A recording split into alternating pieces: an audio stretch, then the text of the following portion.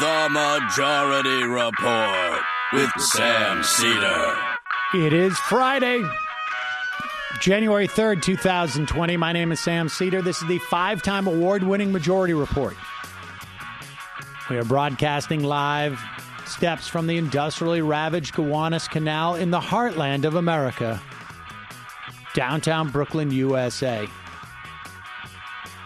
On the program today, Vali Nasr, the Majid Kaduri Professor of Middle East Studies and International Affairs at the Johns Hopkins School of Advanced International Studies, on our assassination of the top Iranian military leader and an Iraqi militia head. Also on the program, in a vain, or I should say a futile attempt at making this a casual Friday, Alex Pareene from the New Republic will be here. Also on the program, top story, U.S. assassinates top Iranian military leader. Congress and European allies kept totally in the dark. Oh, maybe a prelude to war. Maybe actually just simply an act of war. Meanwhile, Australia continues to burn, while scientists can now isolate climate change in our daily weather. The D.C. Circuit Court hears arguments to compel Don McGahn to comply with a congressional subpoena and forcing the DOJ to turn over redacted Mueller report, as well as the underlying grand jury information. War and dips in fundraising, and teachers top Bernie's donors. Meanwhile, Trump and RNC have a real lot of money. And new Mueller documents released show Sean Hannity was a conduit between Trump and Manafort. UN says our treatment of Chelsea Manning constituted torture. Marianne Williamson lays off her entire campaign staff. All this and more on today's program. Folks, welcome to the show. Obviously, the plan last night until about, I don't know what it was, 10 p.m. or so, maybe 9 p.m., was we would just have our typical Friday. Oh, first of all, welcome. Alex Pareene is here with us. Thank you. And Jamie is back. Welcome to 2020, Jamie. Oh, thank you. It's great to be here in 2020. And Michael is picking up where he left off in 2019. Not here. But Matt and Brendan, of course, are here. So anyways, last night, I was thinking tomorrow we're going to come in. We're going to have a raucous time, talk about how miserable the last decade was and what kind of insanity we could imagine is going to happen this year. But apparently we should have done that yesterday. Yeah. Because of the recent events. So what we've done is this morning I interviewed Vali Nasr. I also interviewed Joe Cirincione from the Plowshares Fund. We're going to release that for members, and I think what we'll do is we'll clip it and we'll put it on YouTube as well. Maybe we'll tack it to the end of the free show. I don't know. Both perspectives were interesting. For the most part, the two interviews covered some of the same terrain, but not all of it. And there was largely similar perspectives on this. But we will get to that in a moment. Before we do, Alex, we should probably watch this to just get a sense. I mean, really, look, there are the real questions here are, well, the first question, the most pressing question is, what will Iran be forced to do at this point? Every government has their own domestic pressures. Soleimani was an incredibly popular, apparently, general in Iran.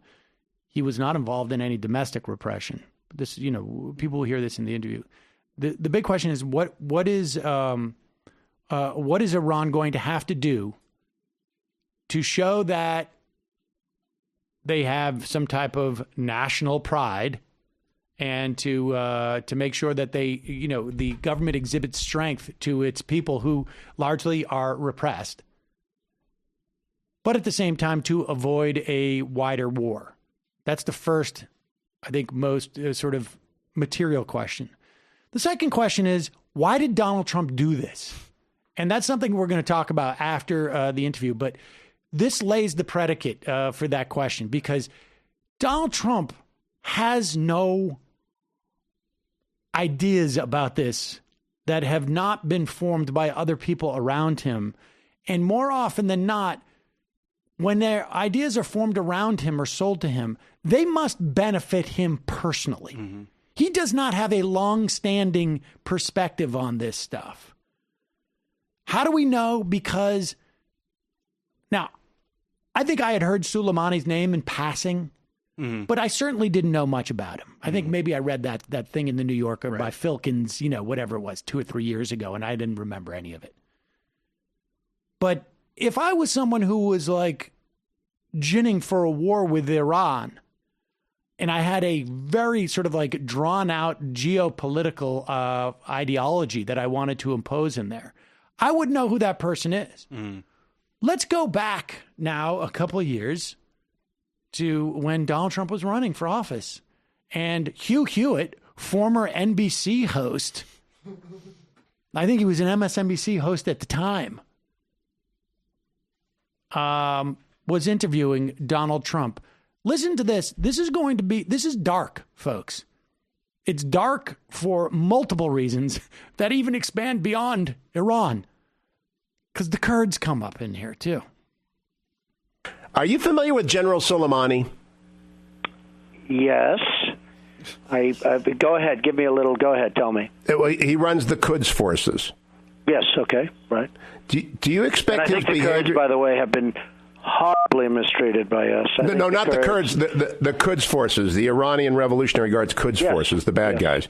Right. Do you expect his behavior to change as a result? Kurds. No. Quds. I'm sorry. I thought you said Kurds, because I think the Kurds have been very poorly treated by us. Go ahead. Agreed. So Soleimani runs the Quds forces. Do you expect his behavior is going to change as a result of this deal with Iran? I think that Iran right now is in the driver's seat to do whatever they want to do. I think what's happening with Iran is, I think it's one of the, and I covered it very well. I assume you saw the news conference. I think Iran it's one of the great deals ever made for them. I think it's one of the most incompetent contracts I've ever seen. I'm not just talking about defense. I'm not talking about a contract with another country. I've never seen more of a one-sided deal, I think, in my life. Absolutely. Now, this is obviously incredibly disturbing for multiple reasons. He has no idea who Soleimani is. No. And then also, he apparently thought that we had treated the Kurds really poorly. Yeah. And was determined to see if he could top that as well. Yeah. Based upon what he did with the Kurds in northern Syria. The interesting thing about it is that I think Hugh Hewitt's premise was correct.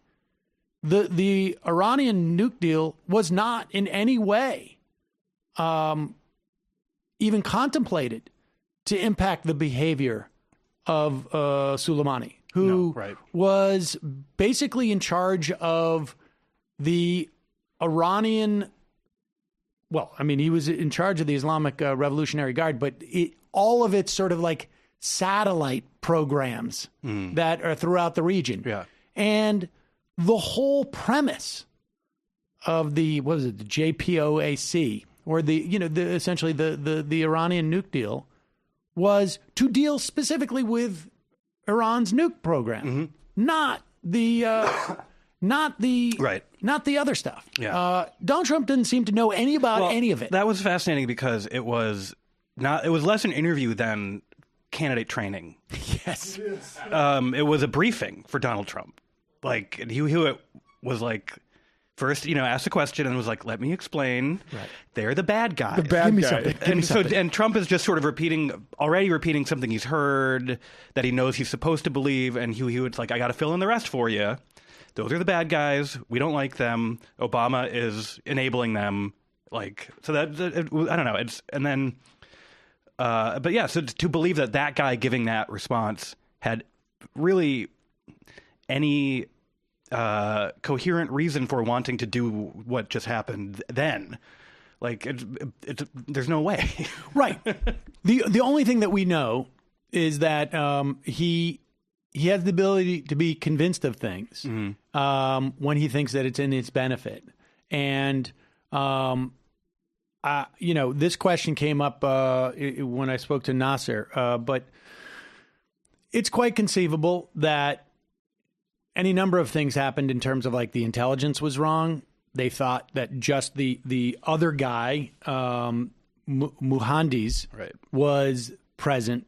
This is the Iraqi leader of a Iranian-backed militia group in Iraq, and he was personally involved in the protests and the storming of the embassy. The American forces may have been trying to, sort of like make a proportionate assassination, if you will. Yeah. I mean, I'm not condoning it. I'm just trying to explain this. And didn't realize that Soleimani was there. Yeah. But they subsequently took credit for it. Yes, exactly. Which you can also see Trump going like, I'm not saying we made a mistake. Yeah. But it also conceivable that they got intelligence that didn't tell them that Soleimani was going to be there, because the intelligence, I mean, who's giving them the intelligence on the ground in Baghdad? It could be Iraqis who want to get Soleimani out. Could be rivals, could be Saudis, could be Israelis. I mean, these are all people these are all countries that have, intelligence. Both, intelligence operations and an interest in dictating U.S. foreign policy. Exactly. And it's also conceivable that, somewhere along the line, it's, MBS is like, we took care of that whole Khashoggi thing. I got rid of some of my top lieutenants, my top guys. So you owe me one, right? I mean, isn't that the way it worked in like Goodfellas or whatever it was? Like I took out one of the guys. And so now, I want that share of the contract on the dock. Let's play this interview. We'll come back. We will talk more about it. This is... We're going to take a quick break. When we come back, Vali Nasr, the Majid Kaduri Professor of Middle East Studies at Johns Hopkins School of Advanced International Studies. We're back. Sam Seder on the Majority Report on the phone. It is a pleasure to welcome to the program Professor Vali Nasr. He is the Majid Kaduri Professor of Middle East Studies and International Affairs at the Johns Hopkins School of Advanced International Studies. Professor, welcome to the program. Thank you. So let's just start. I mean, I think most people by now have at least some passing familiarity with the name Qasem Soleimani.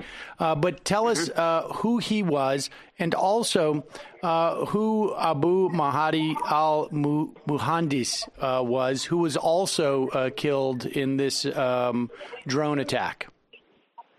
So Qasem Soleimani became a known name in the West after U.S. invasion of Iraq in 2003, when he emerged in Iraq as the mastermind of Iran's policy there, the man who initially organized the militias that ultimately would attack U.S. forces in Iraq, and also became a power broker,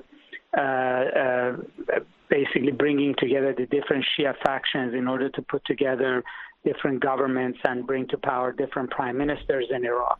And then it became quite obvious to us that his purview of his activities was all the way from Lebanon to Afghanistan. In a sense, he was the commander of Iran's regional forces and regional presence. And he proved quite adept at that. He not only managed Iraq, but also he eventually became the singular important force in sustaining the Assad regime in power. He reputedly personally persuaded President Putin to bring Russia into Syria. And then he also became a very known figure in Iraq, both in northern Iraq and southern Iraq, during the fight against ISIS. But in the West, he came to be known particularly for attacks on American troops. He came to be sort of the face of the Islamic Republic's most sort of aggressive regional policies against the U.S. and also other regional actors. And he became associated with terrorism in the region, with what happened in Syria, and he had become an iconic figure in American imagination. And from the perspective of Iran and Iranians, how did they perceive him? I mean, what would be the analog, I guess, for an American audience? Well, regardless of what Iranians think about the Revolutionary Guard, the security forces, the Islamic Republic itself, Soleimani personally was very popular in Iran. At least in polling that had been done, he came up with over 90% approval rating at times as the single most popular figure in Iran, to the point that actually rumors began spreading of a political career for him as a future president in Iran. Iranians saw him essentially as sort of a maverick figure that was defending Iran's national security, particularly because he was not responsible for domestic oppression. He was rather engaged in defending Iranian interests in Syria or Iraq and or Lebanon, and so he did have a cult following, I would say, within the Revolutionary Guard, within the hardline sector in Iran, but had much broader appeal across the gamut of public opinion in Iran. Okay, and the second man, I guess, was a close advisor of Soleimani. That is Abu Mahdi al-Muhandis. Can you tell us about him? Well, we don't know much about his sort of biography.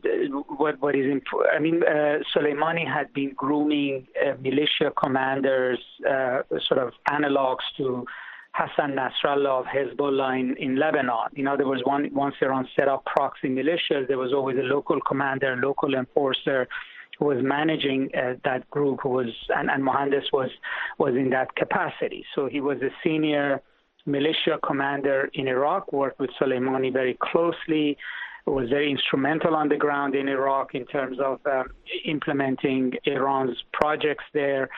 And he's not the most well-known or senior militia commander in Iraq, but he was an important figure, at least in one of the key militias that was responsible for hitting the U.S. base, and then the U.S. retaliated against it, and then this militia was instrumental in charging the U.S. embassy a few days ago.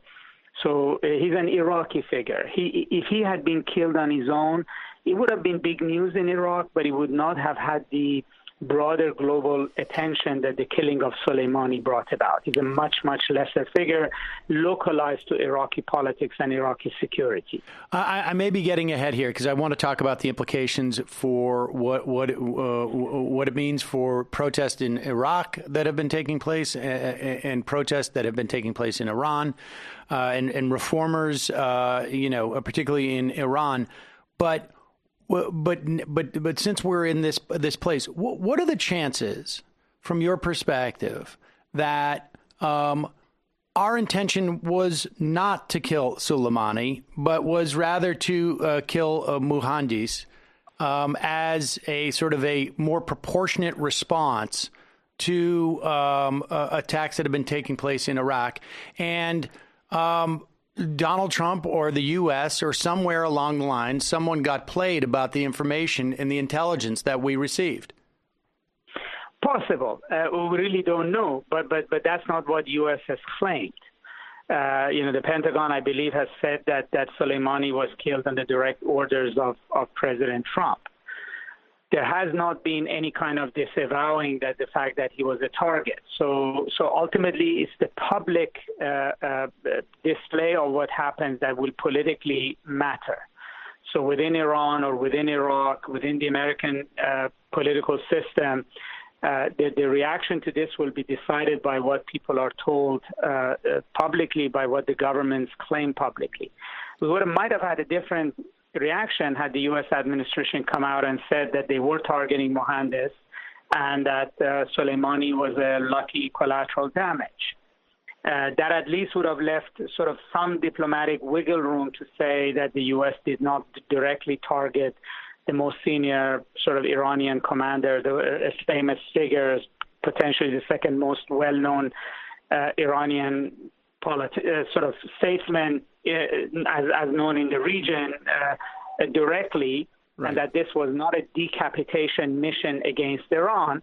That might have had a very different implication. But the U.S., the president is basically claimed that he directly ordered the killing of an Iranian senior official. So Iranians will read it at face value. They cannot do otherwise. Right. And so will Americans, so will Iraqis, so will everybody else in the region. Okay, and so explain this dynamic. I mean, this is, perhaps sort of a generic question about international relations. But at this point, the fact that it's made public and that it's embraced by the United States, this killing, this assassination, just talk about the physics. Like, how compelled now is Iran to respond, and to what extent can we get a notion of what they think will be enough of a response to satiate the need to respond with their domestic for their domestic constituencies? Well, that's exactly, I think, what they're considering right now. Today, there was supposed to be a Supreme National Security meeting in Iran to decide on the response. A lot of this is really a power play. Both sides have domestic constituencies. The president of the United States wants to show bravado before the American public in an election year before impeachment, wants to show the region that the U.S. is going to stand tough. The Iranians similarly cannot get a bloody nose without reacting. I don't think either side wants war, but they've got a lot closer to it, and they're going to be goaded into this by the action and reaction cycle here. I mean, regardless of what the administration claims, the killing of Soleimani is not going to thwart whatever plans were in train for attacking U.S. bases and U.S. personnel. I mean, Soleimani was not the personal assassin that was going to show up at the base and shoot a rocket. Right. Whatever he had put in play will continue. And the U.S. didn't actually hit a base or a group of implementers. They hit the mastermind. So this was much more of a symbolic kill, if you would, than an actually operational one. And both now that President Trump has locked himself into this sort of aggressive response, and in a similar way, the Iranians will be locked as well. Now, whether they retaliate next week or whether they retaliate in a month, I mean, that remains to be seen. But I think the Iranians also are seeing tremendous benefit in this. It's going to galvanize Iraq against the United States. It's going to divert attention from the anti-Iranian protests that were raging there. Internally, within Iran, is going to create a rally to the flag effect. It's going to create sympathy for the ruling regime, and it's very convenient for them to divert attention from what happened in Iran in the past 2-3 months, protests, mass killings. So in a way, actually, there are also opportunities for Iran, and Iran's going to milk that, both regionally and domestically.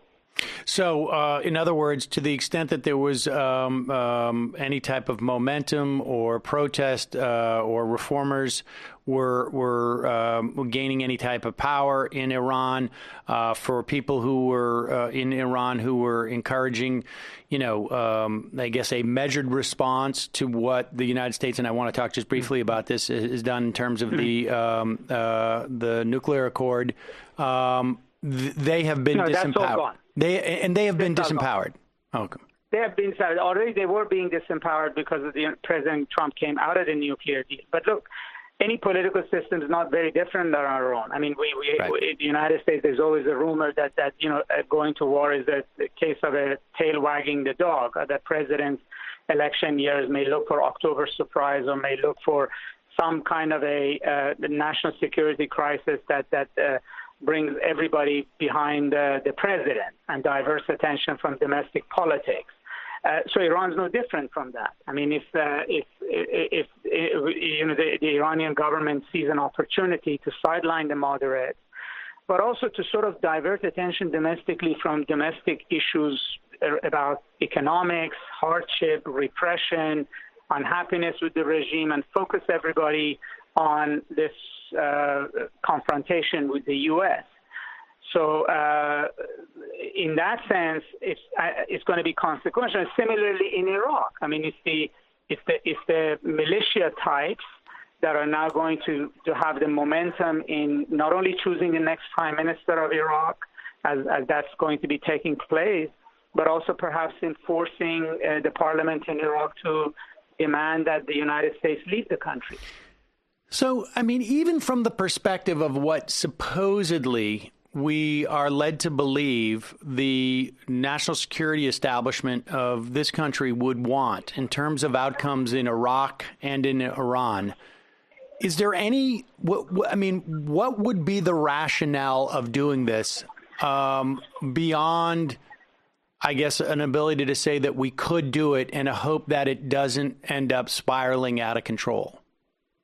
I don't see it. I mean, I really don't see a clear strategy behind the entire way in which the past 2 years President Trump has handled Iran. I mean, he took a situation that was fairly stable. I mean, Iran and the United States, at least, had for the first time signed the deal. It might not be a perfect deal, but they signed it. Iran implemented it. Iranians were not shooting rockets at American bases in Iraq. We were in a much better position than we are today. So he taken what was a relatively stable situation, and he has created a crisis out of it, and he's not showing a way how he's going to get out of it. There's no exit ramp here, and that's extremely dangerous. So I think, if anything, once we sort of settle down from the American ability to carry out something like this and the president's sort of machismo, the begging question is, where do we go from here, and why did you bring us to this point? Okay. Lastly, do you have a sense of what type of responses are on the table? I mean, potentially from an Iranian perspective, because I presume that what they need to do is calibrate a response that they hope will not escalate, but will satiate a domestic demand for in terms of showing that they're strong. So, we always can look back at what they had done historically, like bomb an embassy, attack an embassy, blow up something. But they may also surprise us, just like they did when they went after the oil facilities in the Gulf. They also may mobilize mass protests across the region and force the United States to confront people on the streets, as we saw in Iraq. I think that's exactly why they're taking their time discussing this, because there's not necessarily an easy, obvious next step for them. They know they have to do something, but you're right. They have to also calibrate and sit down and think what their next step ought to be. Well, I've got to run on. Okay, yes. Well, Vali Nasr, thank you so much for your time today. I really appreciate it. Not at all. Good speaking with you. Good speaking with you. Bye-bye. So there it is, and we can speculate as to what Donald Trump, what the rationale is that Donald Trump has. Here's the most low hanging,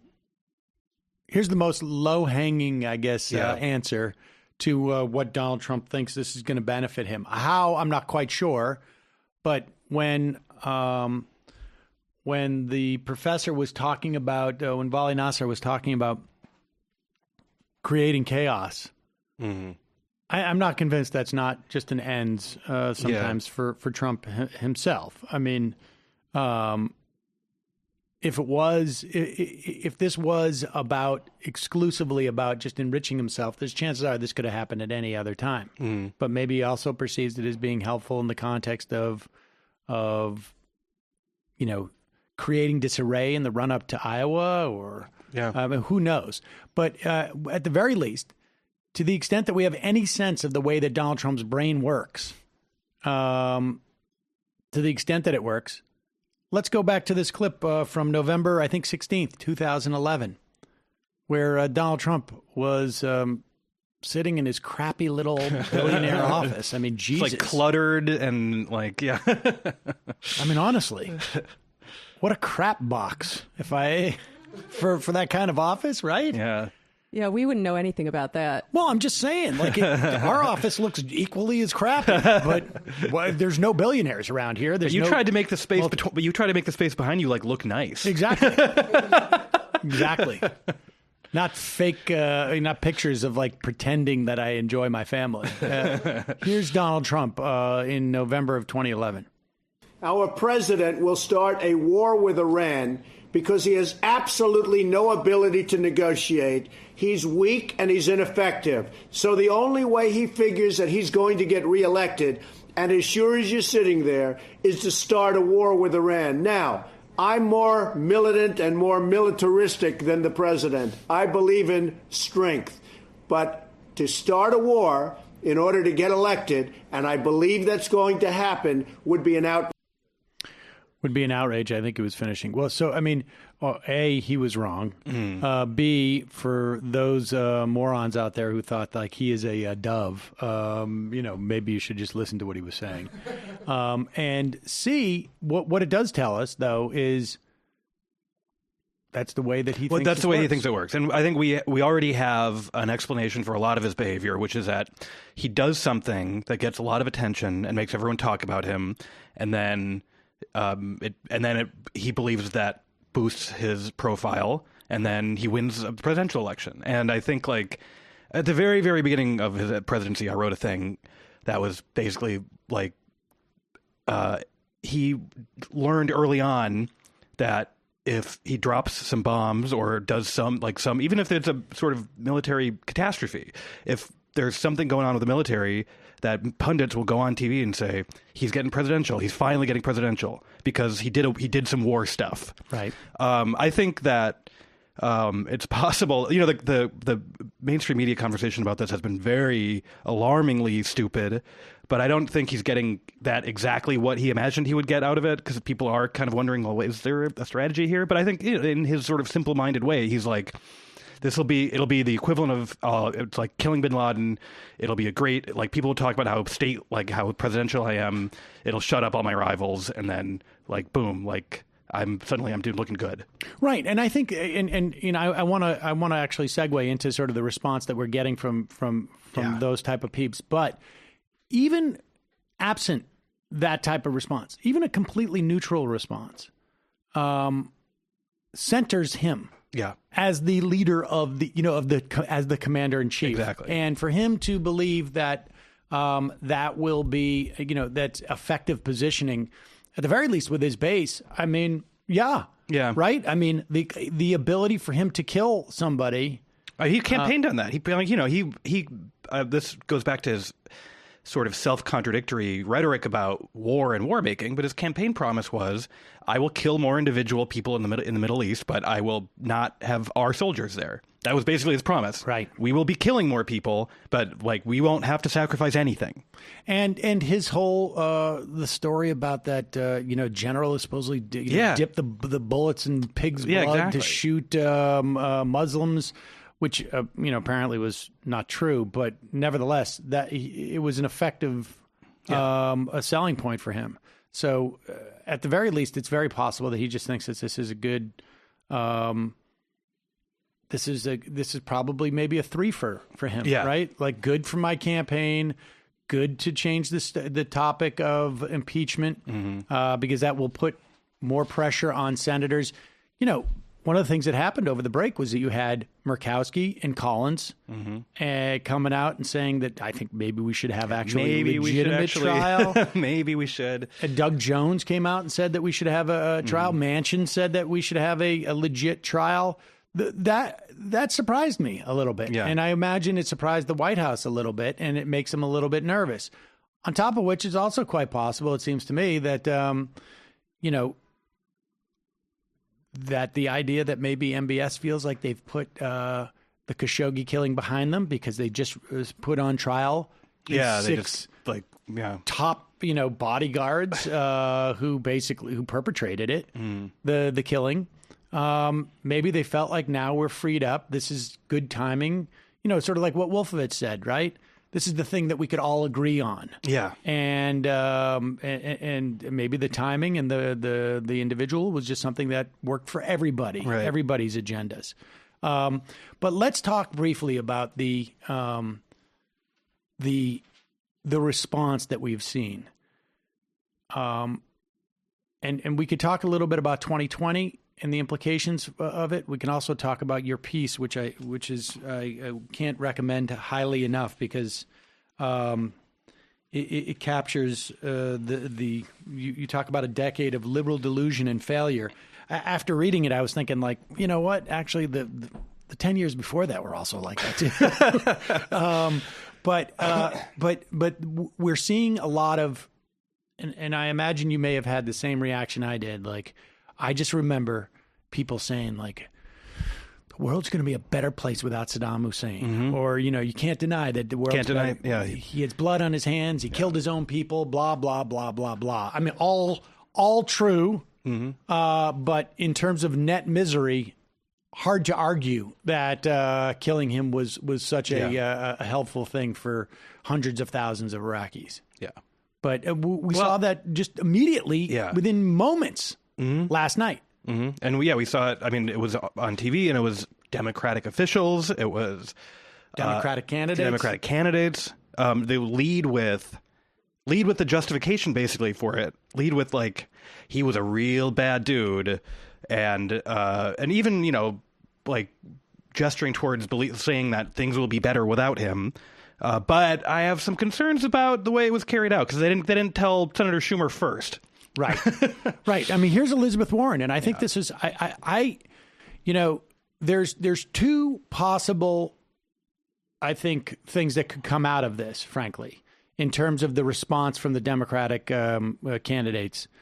One could be that there's such chaos that people gravitate towards Joe Biden. There were people who were trying to make this argument about that's what happened when Saddam Hussein was killed. That hurt Dean in the run up to Iowa. Yeah. Because of the sort of like there was some sense that, I don't know, his anti-war stance was not as poignant, I guess, maybe. This could create a sense of like, we need a steady hand.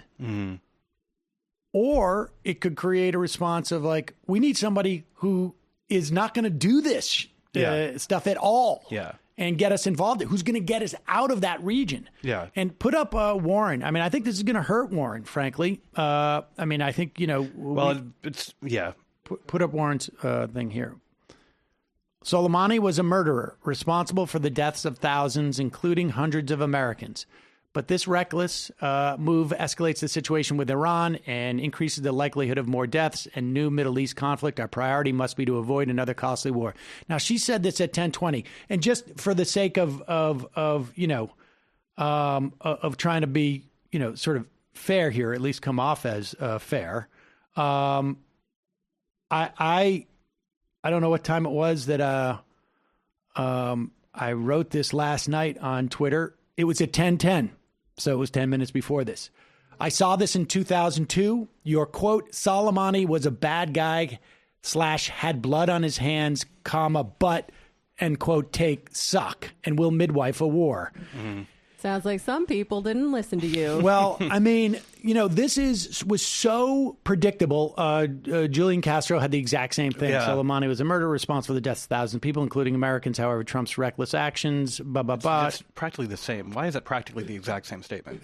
He didn't use but. He used however. So that makes it different. That's a little weird. But the thing is, you could hear virtually every single person on any news channel who was brought on to talk about this at best would say something like this. Yeah. And that's it was remarkable listening to your interview just now because you cannot turn on television and just hear someone explaining the actual situation as clearly as it was just explained. Yep. I think it's a symptom of the fact that American media people and the foreign policy establishment treat America as the protagonist of world affairs, and therefore cannot imagine other countries will react to things that we do. Like, it's just both a combination of the black and white morality of with us or against us, but also just an inability to imagine that other countries have citizens that have interior lives and even patriotism. Right.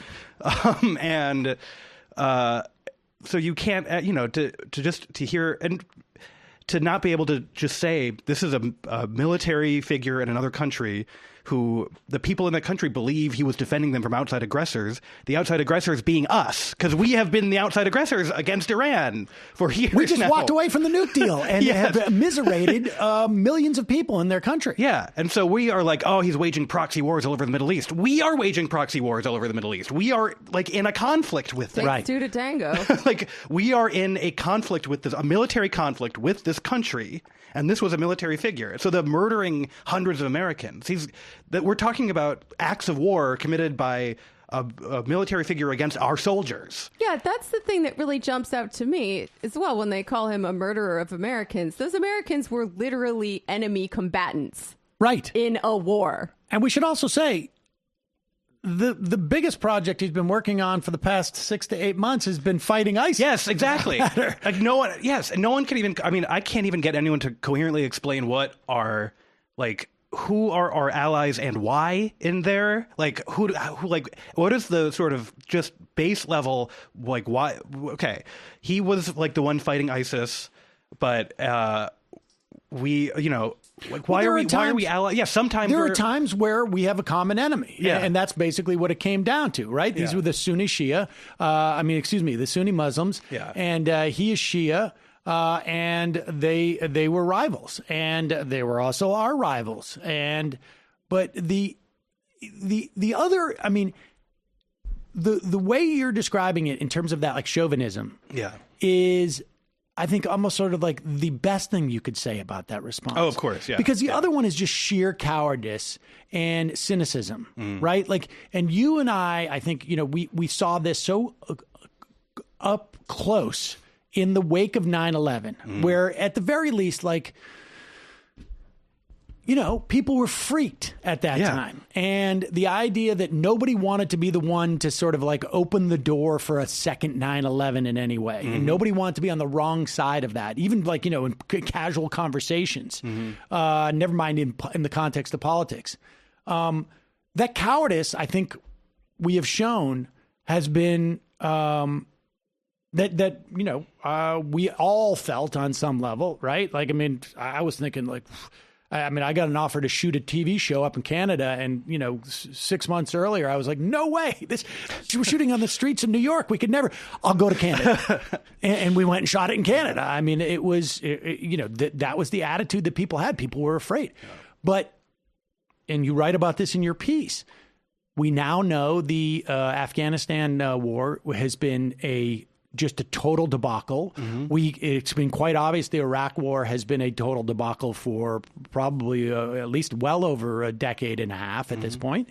And to show that level of cowardice, that you need to in some way prove that you are part of the blob and you accept the premise of the blob. Okay, but here's the thing. It's irrelevant. Even if this guy could...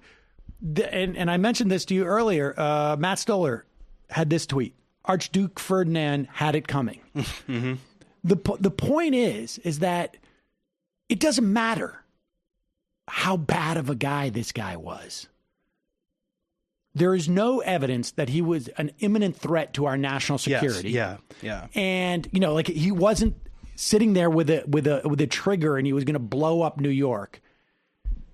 There is going to be a reaction, and to introduce this notion of whether he deserved it or not is stupid, and cowardly. I think 9/11 is worth thinking about for multiple reasons. One of which is that for people who say cynically or earnestly that. Iran will be normal Iranians hate the government and therefore will welcome American aggression against the Iranian government.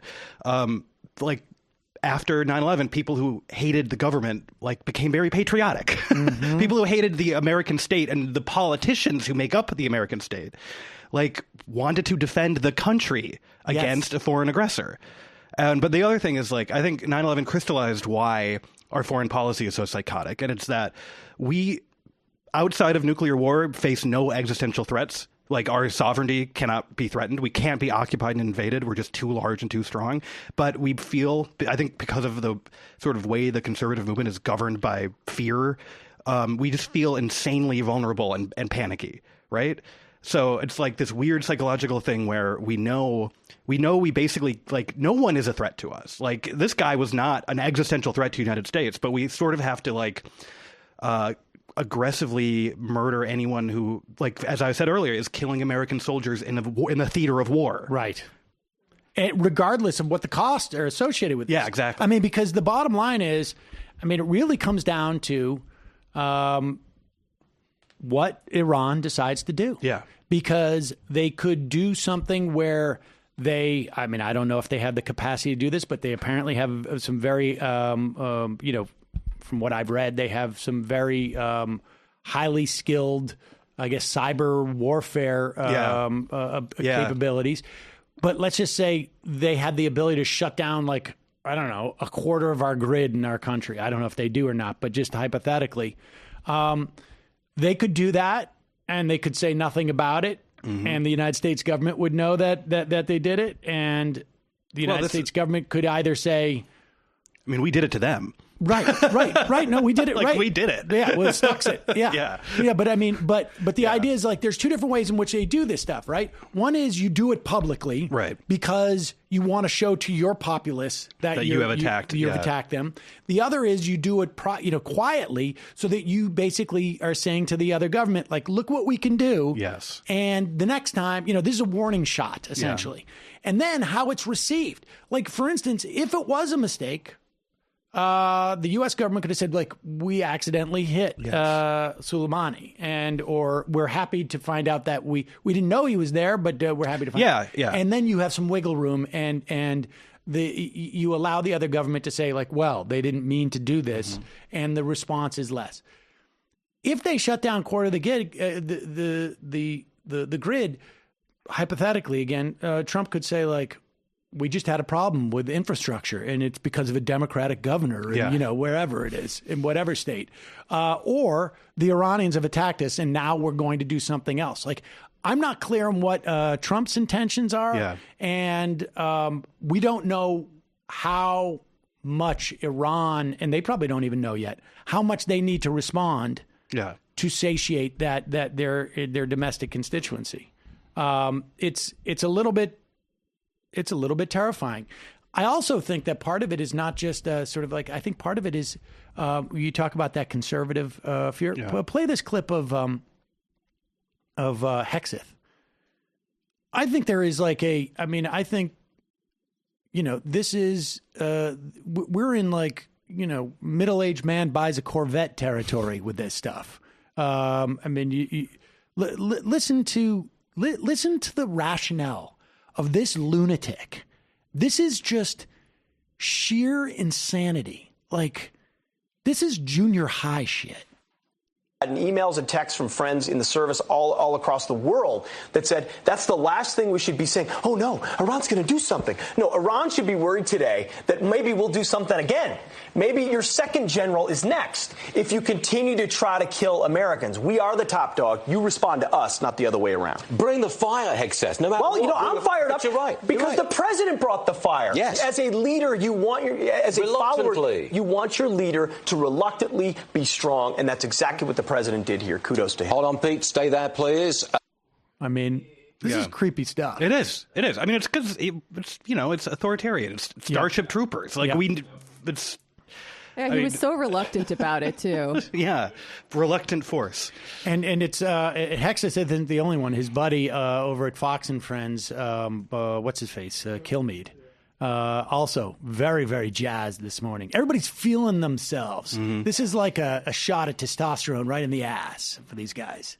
I think that when the de-escalation at the embassy happened a couple of days ago, that was the end of this chapter. The United States, with its firmness, had won the victory. It wasn't going to be Benghazi. It wasn't going to be, Tehran from 1980. We won that tactical victory. Now we have taken this huge military escalation. Now I fear the worst. You're going to see the U.S. markets go crazy today. You're going to see the price of oil spiking today. This is a very, very big deal. And I don't know if you heard, but this isn't about his resume of blood and death. It is about what was next. We stopped the next attack. It was preemptive. That's what I think you're missing. According to the Secretary of State. So we should allow the next attack? By what credible source can you predict what the next Iranian move would be? The Secretary of State and American intelligence provided that material. Yeah, they've been excellent. They've been excellent. The U.S.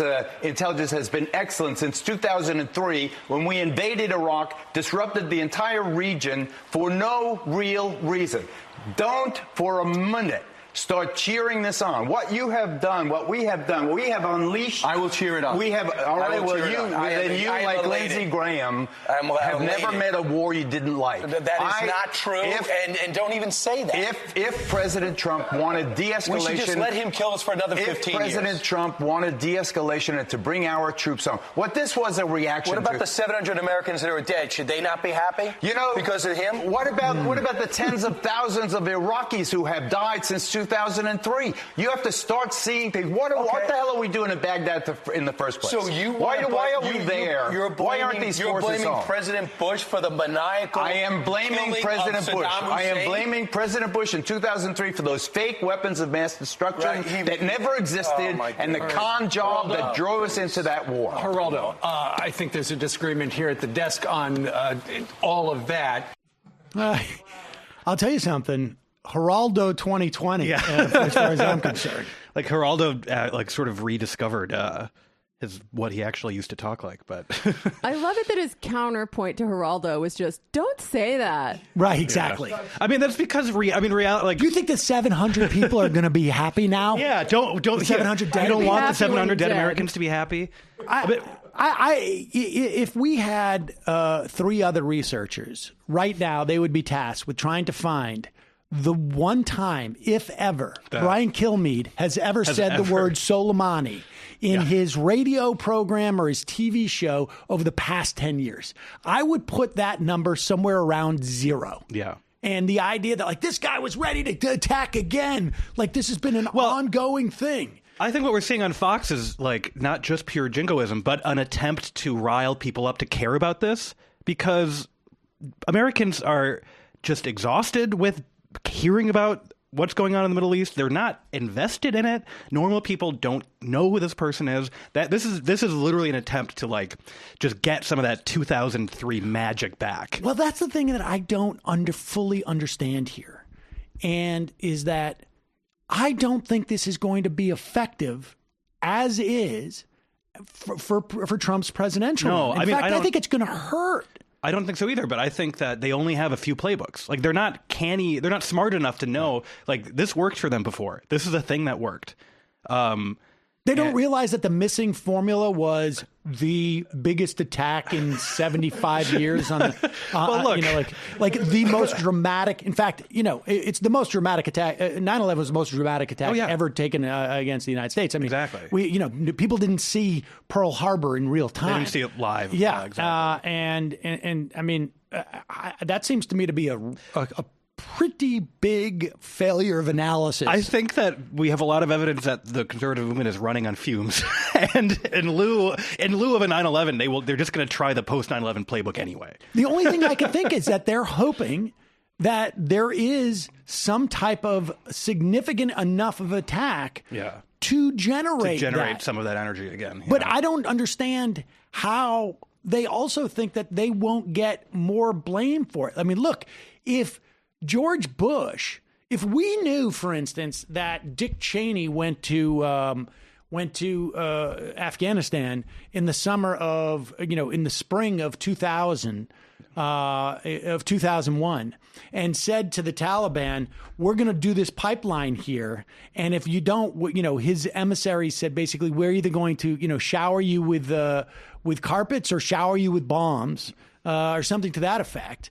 If we knew that, if that was like publicly known at the time, and then all of a sudden there's this strike 6 months later, people might say like, "Whoa, wait a second. There was a precipitating event." Yeah, and I don't think, like, frankly, this is the thing, is that I don't think the American public was terribly aware of what was going on at the Baghdad embassy. I mean, so. We came back in. It was during Christmas break. We mentioned it, but it had been resolved as essentially as Geraldo said, and it's going to feel like if we get attacked that it's Donald Trump's fault. Yeah, I mean, I'm not saying that his people will think this, but I think the feeling will be, and also center will be. And if you right, and so this is what gets back to what is galling about sort of Democrats still operating on those same post 9/11 premises, much like these people are. Yeah. They're still operating in the same premises, where they still think people will rally around military action by the commander in chief. When I think people are sick of that. Yeah, I think Sanders has it right morally and politically. And Donald Trump ran on that. Exactly. We already have an example of a president successfully running on that. Yes. Can I say one thing that gives me hope about this? Sure.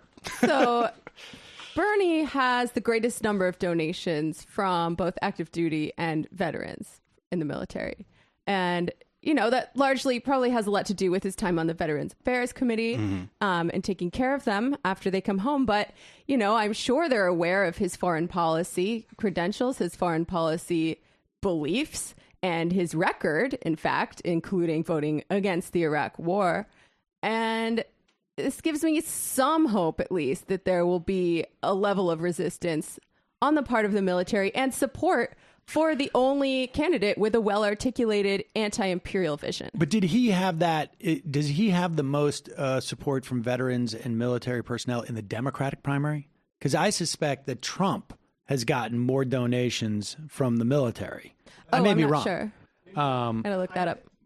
I think Bernie actually did have Trump beat too, but is that right? I can check it. Yeah. I mean, that would be really significant. I mean, Trump didn't do a lot of small donor fundraising. Well, that's true too.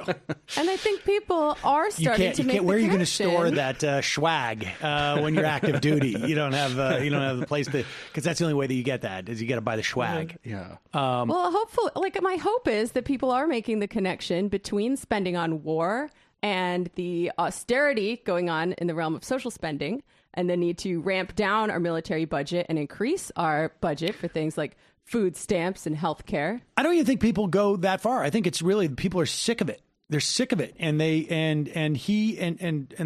reality is that, I mean, Bernie had a tweet, where you had these statements that were sort of like, he's bad, but we shouldn't have done it this way. Bernie's statement came out with, I think it was literally, like I saw someone characterize it, and I thought they were characterizing it, but it was actually that specific. It was, I was right about Vietnam. I was right about Iraq. And there was another one that he had that was much more like sort of, it was literally, I was right about Vietnam. I was right about Iraq.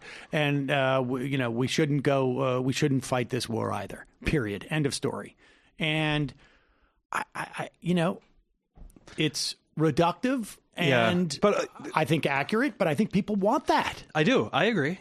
I also think too, like the persistence of the blob really in large part happens because they are people for whom it doesn't matter that actions have consequences. Like in reality itself, I think we have been talking a lot about history not moving forward, we're stuck in this sort of eternal present. And it goes back to reality-based community too, where everything Geraldo said was correct, and it just didn't matter. Right. It's The Onion had the single best piece of writing about the Iraq War ever, which was this war will be catastrophic and destabilize the region versus no, it won't. They published that in 2002 or 2003, and like it has remained true. Sanders was right. Doesn't matter. It is stunning to me. When we bombed Syria, I think you and I have even talked about this. I happened to have been at MSNBC. I was going on to do Hayes' show. It was the 8 p.m. hour. We got word that an attack was imminent and was going to happen at basically 9, more or less. And I was there to talk about, I don't know, how dumb Donald Trump is or something like that, some, segment like that. They brought me on. I was the only person in the prime time of MSNBC who said we should not do this, unequivocally. Everybody else was like, we should do this, but then we need a plan. Then we need to plan. Then we need a plan. What? Then we need to plan. Exactly. Who the F is going to do the plan? Like, what are you talking about? And but then this remained I got brought back immediately to 2003, and frankly, the reason why I do this was that one night was worth 6 years of doing like Nancy Pelosi's haircut or wherever the fuck they bring me on to talk about. Yeah, and the liberal look, like, we just got to do it the right way, like that. Biden has been the candidate of that, but it still remains the dominant response among Democrats. Is that a muscle memory that is left over, it seems to me, from the Cold War? I mean, just sort of we must project strength. Kennedy was, having to, at least rhetorically anyways, project this sort of with a Scoop Jackson Democrat type of thing or something like that. I think people like Biden and certainly Schumer, that's when they learned it, definitely. Right. But I think with a lot of the rest of them, it is there's always the sort of Reagan response of he made America feel sort of strong and powerful again. But then, I feel like the Clinton idea that you can just have a bunch of little wars that you can just sort of finish up and be popular and then be done with them. Well, I wonder if it's not sort of the same thing that we're seeing in a bunch of other areas, where the generation in their 20s and 30s just did not grow up in the shadow of that stuff. Yeah. And they don't have any of that Cold War stuff, right? It was over. Mm-hmm. And they don't, I think that is the key difference, it seems to me, between now and then. And of course, you had a great tweet last night too, where you said, we just saw 6 months of run up to the that we saw in the Iraq War that happened in 6 hours. Yeah. and that was true. I mean, it was amazing how quickly it progressed there. And I just kept thinking about everybody had their own reason why they had to do it, but it had to be done. And it's what if we? I don't know. Yeah, what if we had? What if, right if the president had announced that we had captured Saddam Hussein, before they did any of the work of doing the groundwork for the invasion? We'll come up with a reason later, but we have captured and killed Saddam Hussein. Right, we did it. We invaded, and let's figure out why we did it in a few minutes. Exactly. We're going to backfill this. I mean, that's the thing, is that how do you get this guy all of a sudden, this is public enemy number one? Yeah. Nobody's heard of him. Yeah. They've right. You got to build, you got to make a case. You got to do some pre-publicity for this rollout. You got to manufacture some consent, people. Exactly. Don't you know how this stuff works? Exactly. That is what leads me to believe, at least to believe it's plausible that this was a screw up in some way, because how do you not have Fox spending the last month telling everyone, you got to hear about the Soleimani guy? Of course. Right? This is like doing the book tour 3 years after the book has been released or something. I mean, it's highly ineffective.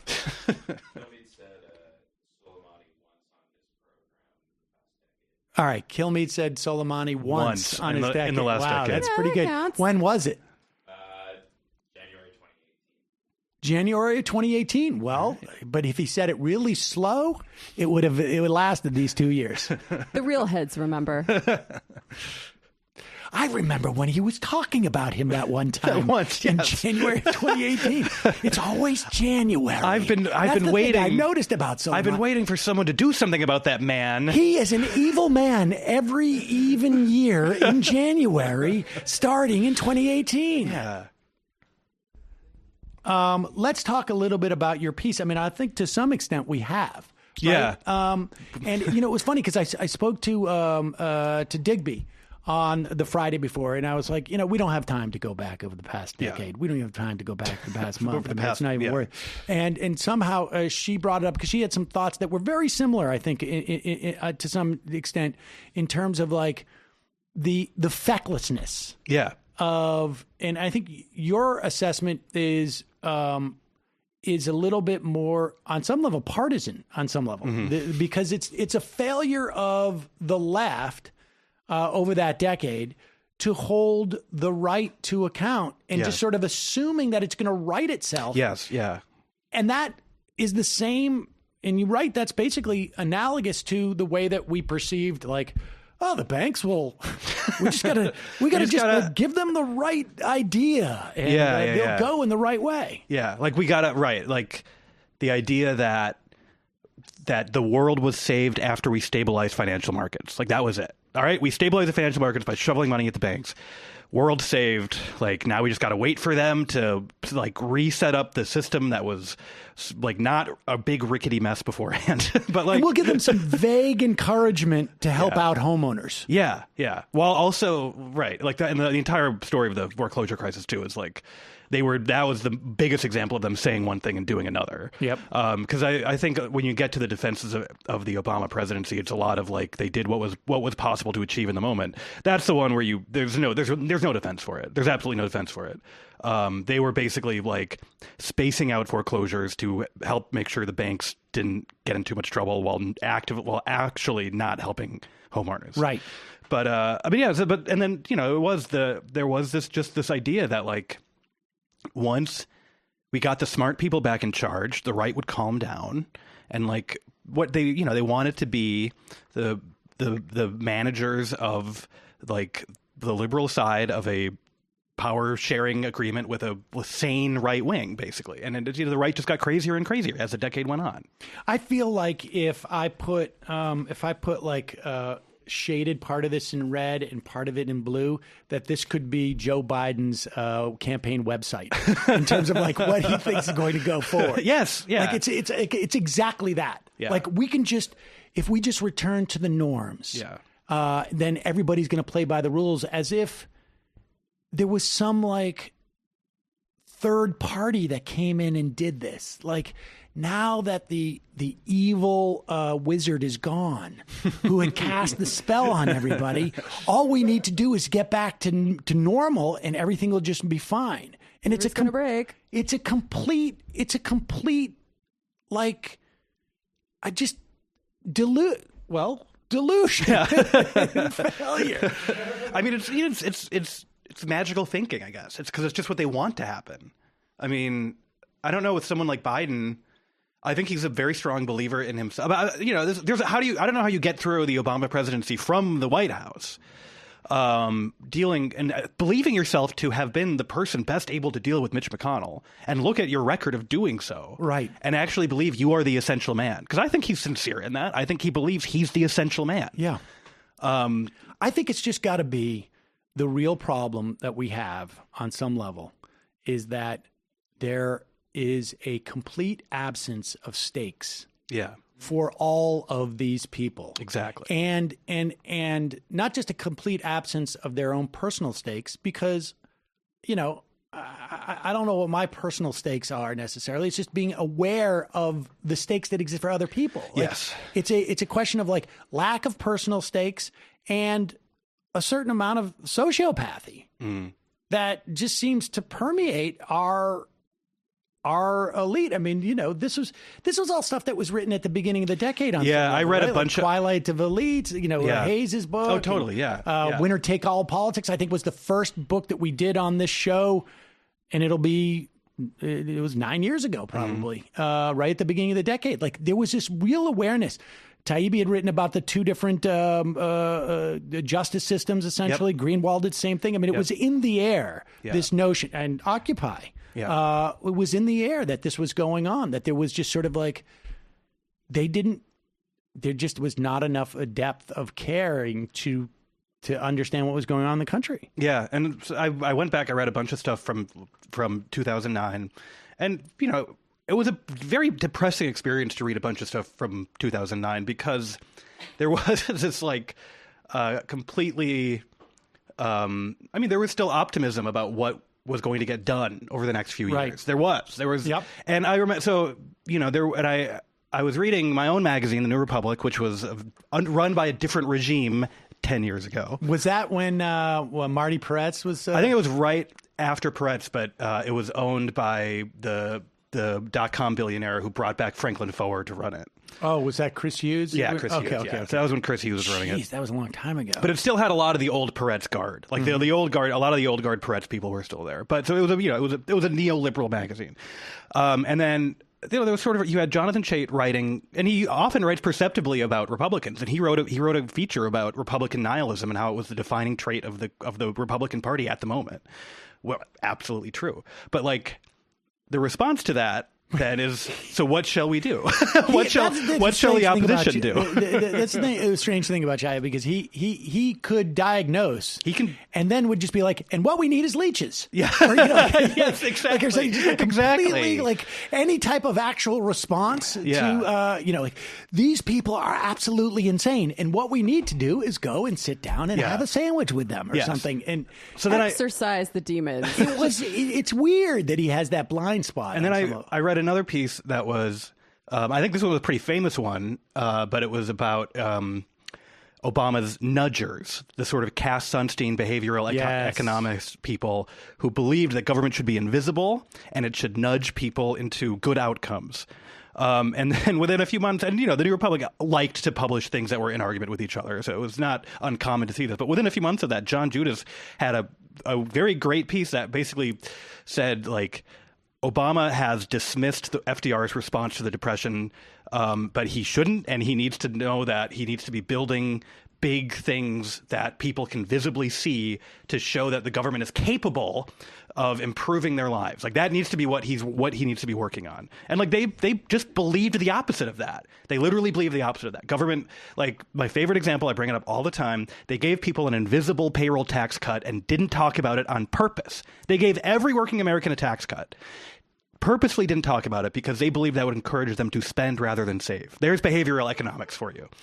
But like actual politics is Bush mailed everyone a check. Yes, we all got a check from George Bush. Everyone a check. Yep. And, you know, reading this John Judas thing from 2009, knowing how they were making healthcare, how they had done the stimulus, it's like really easy to be like, in addition to the racialized backlash, to be like, oh, that's how 2010 happened. Yep. There it is. That's how 2010 happened. You know, it's interesting because I think in 2009, people probably still believed that, you know, when Barack Obama said, like, you know, he admired Reagan. I can't remember the exact quote, but the way that the hopeful interpreted that was that when Reagan said, like, you know, the government is the problem, that he was going to come out and show the government was the solution. Yeah.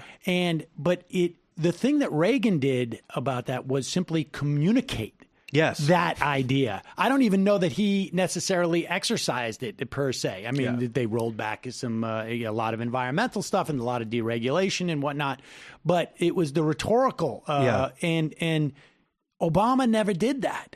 He never made the argument that government is beyond necessary. It is a positive in your life. It can do good things. And, you know, the most hopeful way to interpret Obama saying that he admired Reagan would be to have believed he admired the way Reagan created a lasting and powerful political consensus around his movement and beliefs. Yes. But what else could even but even in retrospect, like what else? What else? I don't know. He liked the movies, maybe. He was the first actor, and I was the first black president. Like, I don't understand what he was talking about at that point. Yeah. I mean, maybe he had. I don't know. I mean, the amazing thing is to look at Barack Obama now and just sort of see like, holy crap, man. But like Barack Obama, the lifestyle brand. Yes. It's depressing, and it's really stunning. Yeah. I mean, you know, I understand he had a rough go of it for 8 years. You know who else had a rough go of it? Was Jimmy Carter. Yeah. I mean, and Jimmy Carter, I don't think was, I don't like particularly like his politics. Yeah. But he was I mean, he was a national joke for decades, and he responded by going out and basically building houses for homeless people until like literally he can't even stand up. Building houses for homeless people while also speaking out about his political principles in a way that has been more admirable than it was during his presidency. I think. I mean, you know, and I guess, I mean, this is relevant because Obama was really that decade, right? I mean, that's what Obama defined that decade.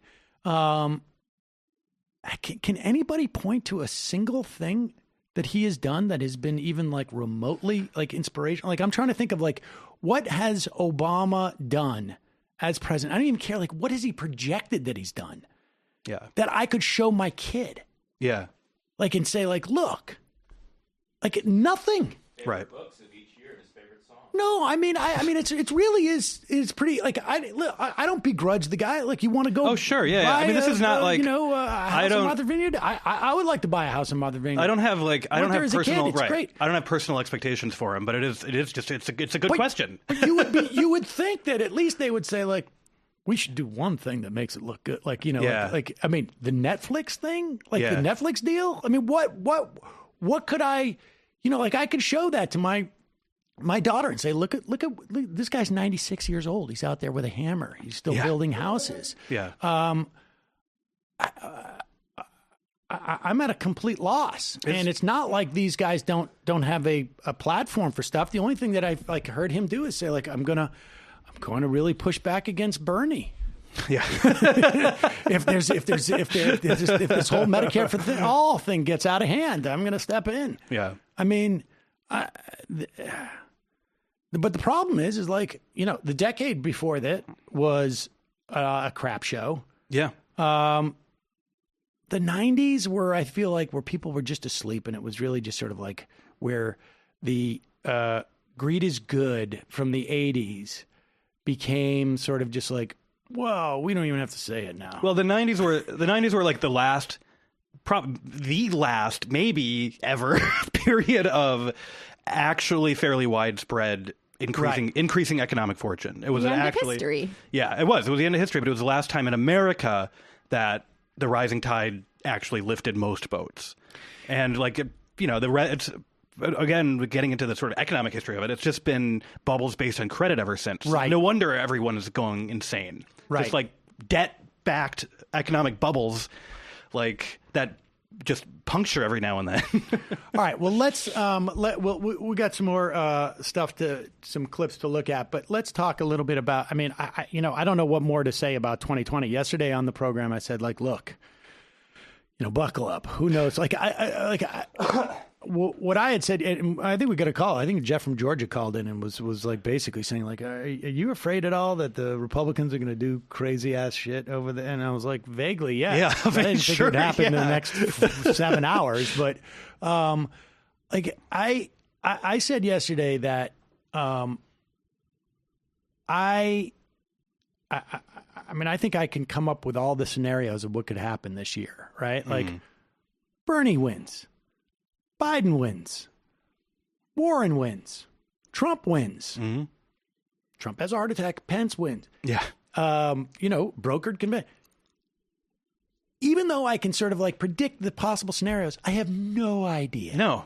Like, you know, like I have no idea like where it goes. It just seems to me like all options are on the table in a way that like I don't think we have any.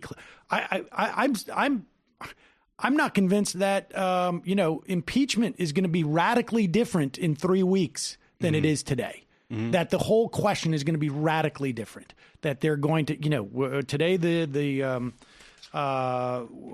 D.C. Circuit Court is looking at the question of whether Don McGahn has to testify. Yeah. There are more Mueller papers coming out right now. Who knows what's going on in the Southern District of New York? You know, there's all sorts of rumors about who backed some of these Deutsche Bank loans. I mean,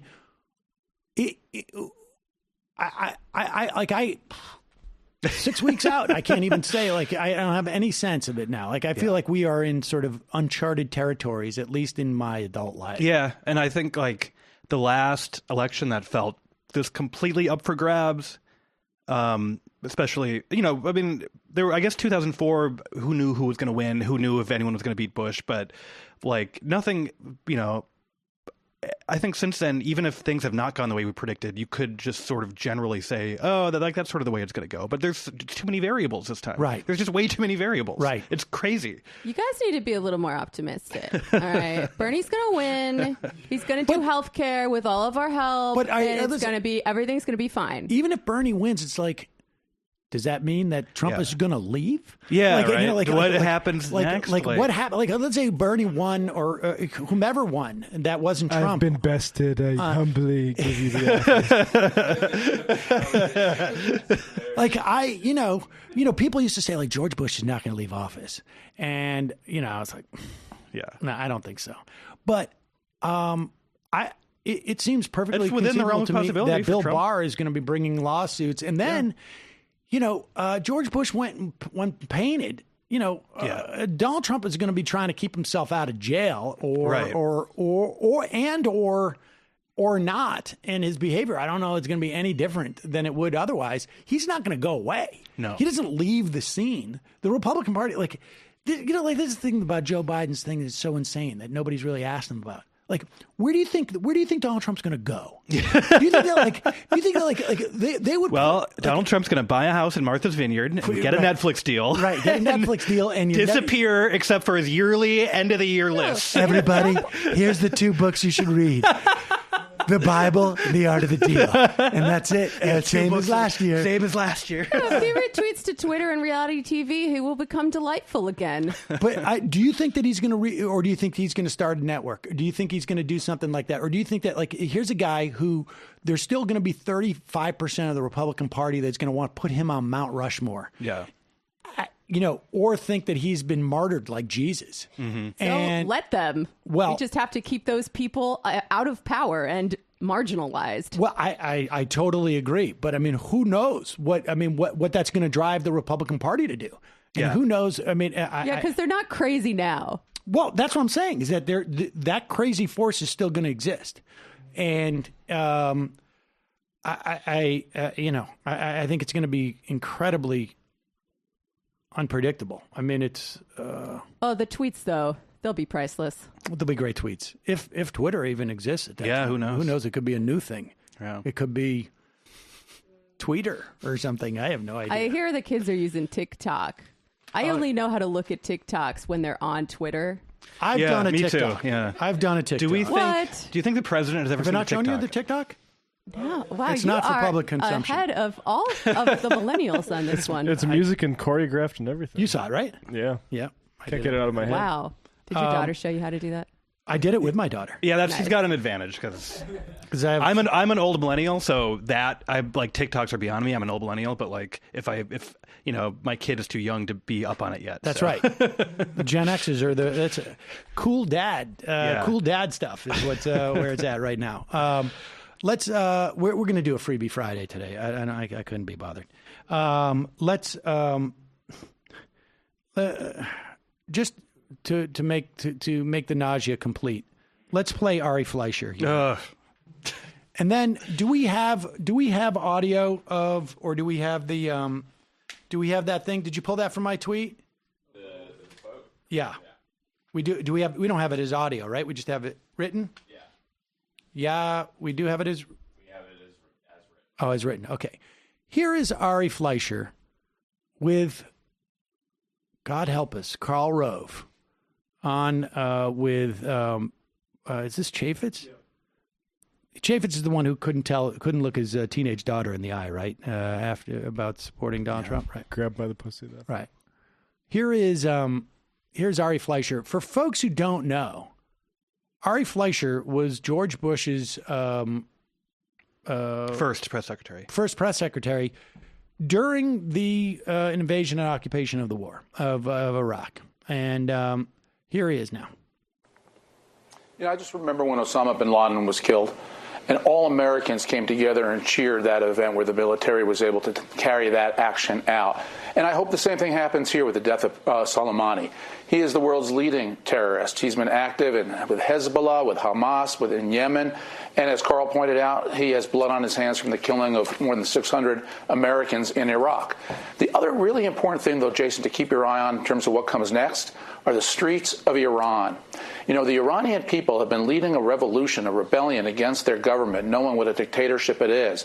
It is one of the youngest, most pro-Western people throughout the Middle East, the Persian community in Iran.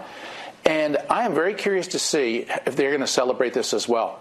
Because, you know, many of those protests have said, end the Iranian aggression in other nations. Stop spending our Iranian money on these wars abroad, supporting terrorists.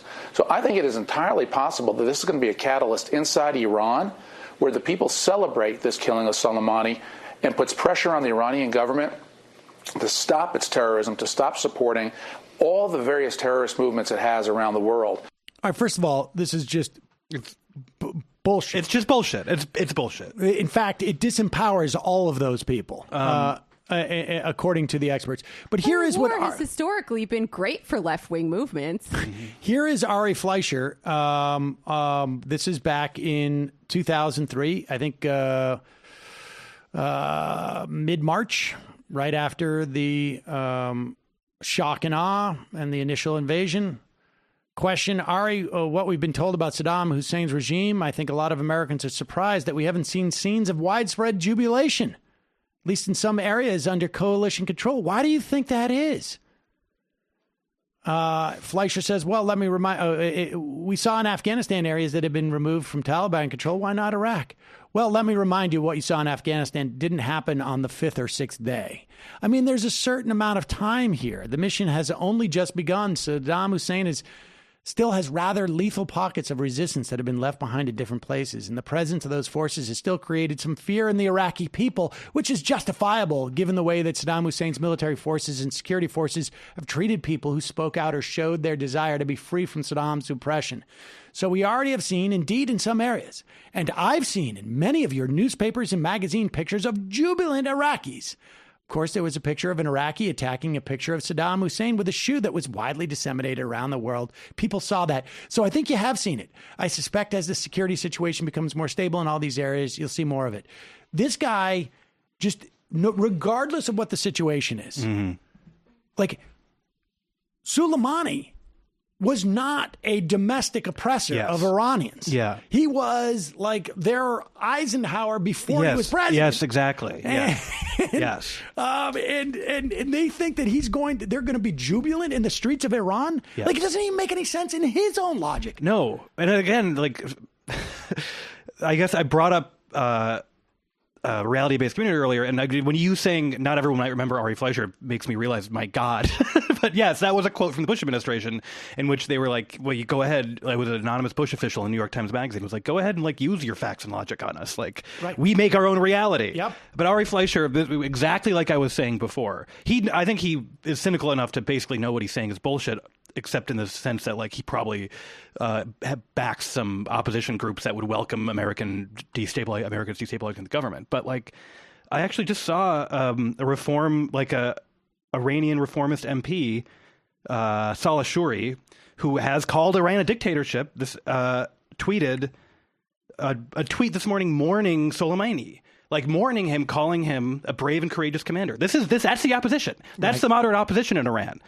And politically and possibly just out of patriotism, the opposition, the moderates, are saying, like, Soleimani was a hero. And let's be clear, when we say moderates, what we're saying is they want rapprochement with the West, or at least towards that. Yes, exactly. And so if theoretically we want that person has now been disempowered because the West just killed one of their sort of like, heroes, essentially.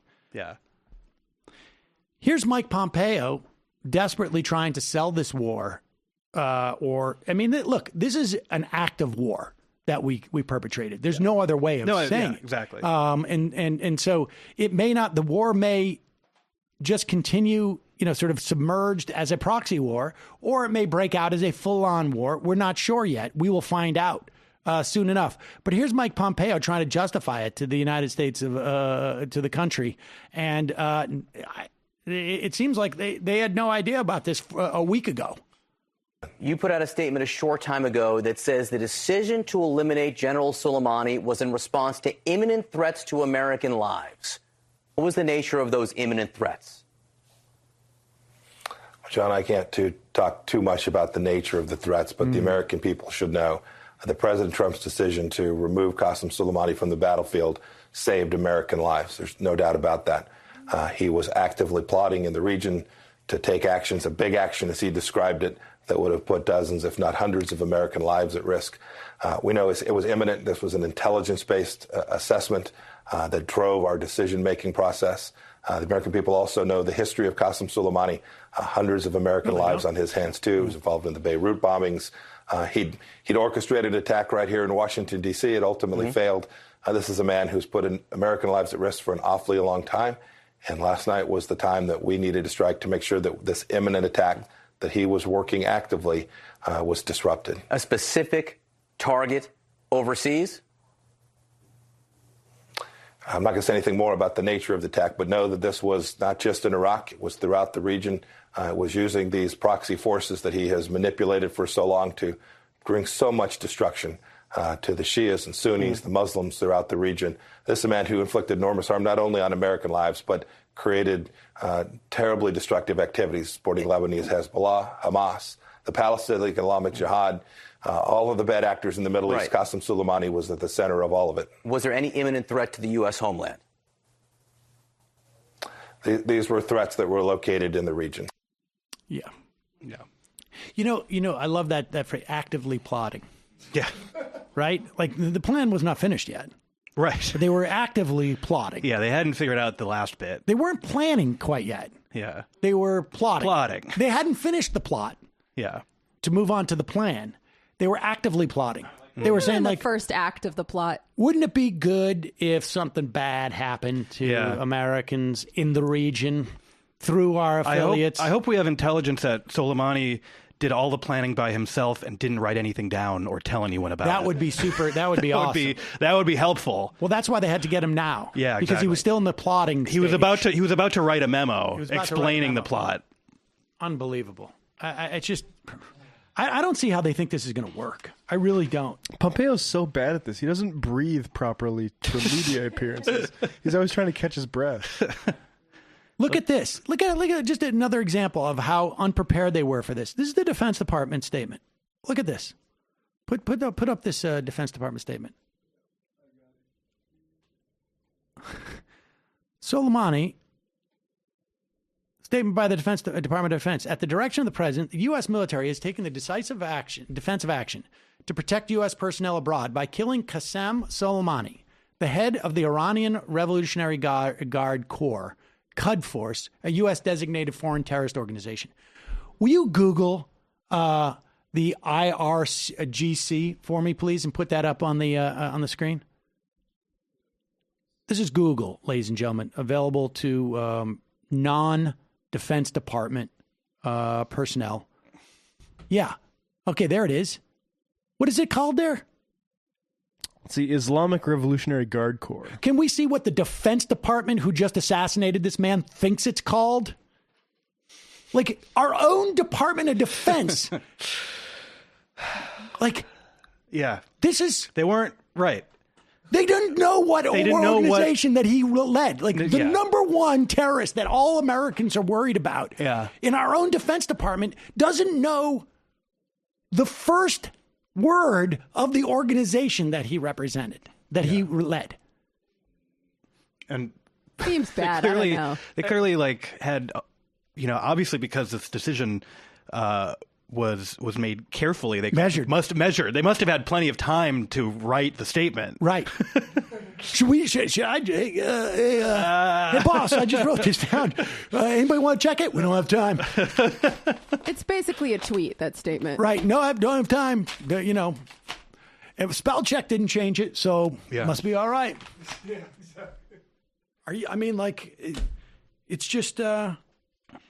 They wouldn't leave an opportunity to stress Islamic on the table if they knew about it. Yeah, exactly. They would have left Islamic in there if they'd known. It's unbelievable. It's unbelievable. All right, lastly, let's just do this. Stuart Varney, God bless his soul. Stuart Varney, do we have the images of what was going on when Clinton was impeached? Do we have those?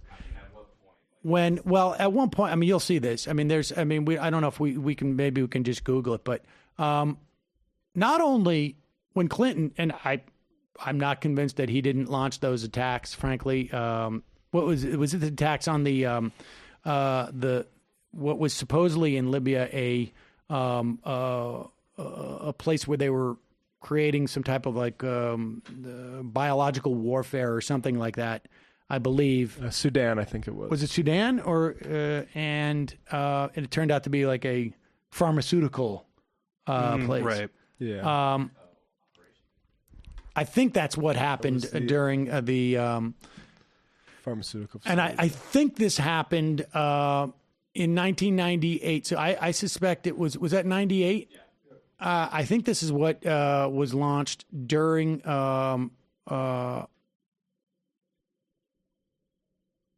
the Clinton during the impeachment. The attack took place a week after the Monica Lewinsky scandal and 2 months after the film Wag the Dog. But when he was engaged in this, the Republicans, who were simultaneously impeaching him, said that he has to resign because of it. Mm-hmm. Mm-hmm. Never mind that he can't be impeached, that the impeachment should be just bypassed and he should automatically resign. Yeah. Maybe Stuart Varney is just too young to remember that. The political side is, what did the Democrats do with this? Most of them have come out and said, yeah, Soleimani was a bad guy. He deserved what he got, but we were reckless in taking him out. That was the word used by Senator Elizabeth Warren. The Democrats are in the position of looking like they're saying, be cautious about going after a terror state and a clear enemy of America. That's a difficult political row to hoe. Where does it leave impeachment? Mm-hmm. Are we now going to try to impeach and remove from office the commander-in-chief who's just taken out one of the world's leading terrorists? Mm-hmm. That's quite a question, I suggest. No answers at this point. Frankly, I'm waiting to see how President Trump phrases his reaction to this news. When Stuart Varney says something like that, I get the feeling that he is like, people are sitting around like, Stuart, you're supposed to put it in your own words. Right? Yeah. Like now everybody, because that's the template. Dude. Right. That's that's just like, you got to sort of embellish on it. Right. You got to rephrase it a little bit. Now what's Hannity going to say? Yeah. We got to, yeah. Like, I mean, I don't really know what you say to... Yeah, he almost correctly diagnosed a problem with the Democrats' rhetoric, though. Yeah, I give him credit for that. No, that is what I was complaining about. Yeah. You cannot accept the predicate about Soleimani because it's irrelevant to the question. But you get the sense that maybe that is just the whole kit and caboodle right there. They're hoping that continues to escalate, that this is like an ongoing tit for tat over the course of the next 6 to 8 months. And Democrats, they go on to CNN, they go on to MSNBC, they, to the extent that they go on Fox, and they go like, are you really looking to get rid of a president in the middle of this like ongoing, conflict? This war that he started? Conflict, yeah. I mean, I don't know. That's what it sort of feels like to me, but. It's so naked what they're doing, though. I just think it's not going to work. I think there is a big difference between now and then. At the very least, just even social media. I think there's a big difference in all the other platforms for media. I think on the one hand, it's incredibly distressing that 99% of elected Democrats are still going with sort of accepting the premises that led to the forever war. But it is meaningful that one of the leading presidential candidates is like the only one willing to plainly say just pointlessly ramping up war over there will have negative consequences. I'm really curious. I mean, I like to think that this is going to help Bernie, and I think it might. But I gotta believe, I hope, against hope, that this will appeal to the better angels of people's nature. And, it's getting harder and harder to distract people from the fact that capitalism is on fire and their lives are kind of crappy. And Bernie speaks to that. I think another effect of this is really going to be to like further alienate a lot of people who are paying attention from the Democratic leadership, though. Like, and just in there again. So I don't know if I just saw this, but like, is this the Schumer? Chuck Schumer? Yeah. Is Chuck Schumer Chuck Schumer still like? Is he? Still, this is like. Is he still in the Senate? Schumer said there's the news story that Schumer was not given advance notice of the airstrikes. Dinesh D'Souza said neither were the Iranians, and for pretty much the same reason. Like, ha ha ha, great joke. Right. The president retweeted that. I'm saying, like, the cautious rhetoric on the one hand, that's how it's responded to, right? Like, Schumer believes, I don't know what he still believes, but he does not openly and publicly oppose Donald Trump and the administration, possibly in the belief that, like, he doesn't want to prod the bear and thus not be able to negotiate with them or something. But they're retweeting Dinesh D'Souza, equating him with our foreign enemies. Yeah, this idea that somehow, like, we're gonna appeal to the rational people, like, it's just it's absurd. I mean, Chuck Schumer should come out there and say, this is insanity. Yes. Period. Yeah. Period. There's no strategy. We don't know what we're doing. We don't know what they're going to do next. Like, there's clearly no strategy. It's just... There should be hearings. Yes.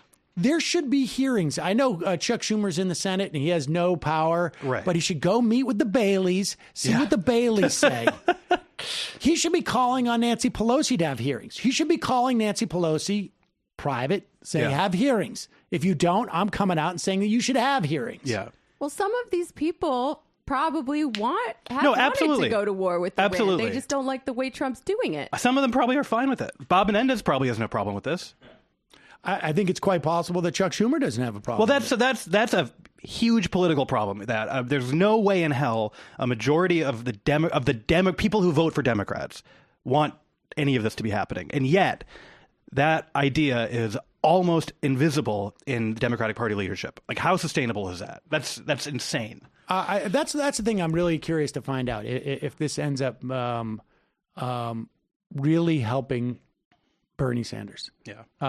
It's going to be fascinating to see. I suspect it might. I mean, my initial reaction was like, is this going to help Biden? But I just don't think so, because on some level, like,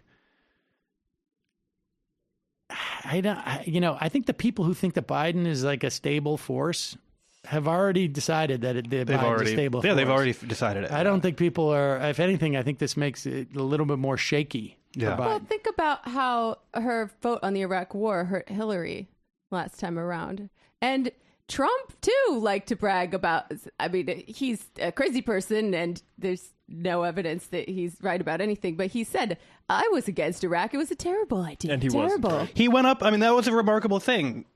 People forget. So he went up on the Republican debate stage and berated each of them for supporting the Iraq war, regardless of the fact that whether or not he did so at the time doesn't even matter. It just showed politically. Yep. There was no absolutely like, it was the right call at the time to have been against the war or to say you were against the war. And nothing's changed. Well, this is why I also said, like in a tweet last night, that like what Democrats actually want, and they stripped from the defense authorization bill. They stripped the language that would have prevented war with Iran, and they stripped language. Who stripped that? I think Pelosi was one who allowed it to go out of committee without that language. But I don't remember the entire like TikTok on that. Yeah, Ro Khanna was tweeting about it. Yeah, Ro Khanna was tweeting about that. Yeah. And I think I saw some people saying, like, names. Right. Yeah. Please. Yeah. Like, these things, like, I mean... The way things get stripped out of... but that's the difference, is that 20 years ago... Now, again, there's no 9/11, which would have been changed the situation entirely. Which intimidated a lot of people. But there's a dozen, maybe more, of like sort of fairly well-known Democrats who are going to come out against this, and like from the get-go. And there were, and there's a lot of primary challengers too, Yes. who are pushing on. And like 20 years ago, the people who would have been against war would have been treated as a joke in Congress. I mean, yes, Sanders, Kucinich, those types were not taken seriously by anyone. But I would not be surprised if the lesson some elected Democrats have taken from all of that is that you should allow the war you want to have to happen without having to vote in favor of it. Right. No vote. Yes, that is. I mean, that happens pretty often. All right, let's just play this one clip of. There's been raging fires. I don't know if we have really any footage of fires from, and I don't know that really it does any justice. I mean, I gotta, I think it's impossible to imagine the scale of these fires based on how large they're. There's something like over 11 million acres on fire. Like I saw images of people on a beach because that was the safest place they could be. Yeah. And that's nuts. I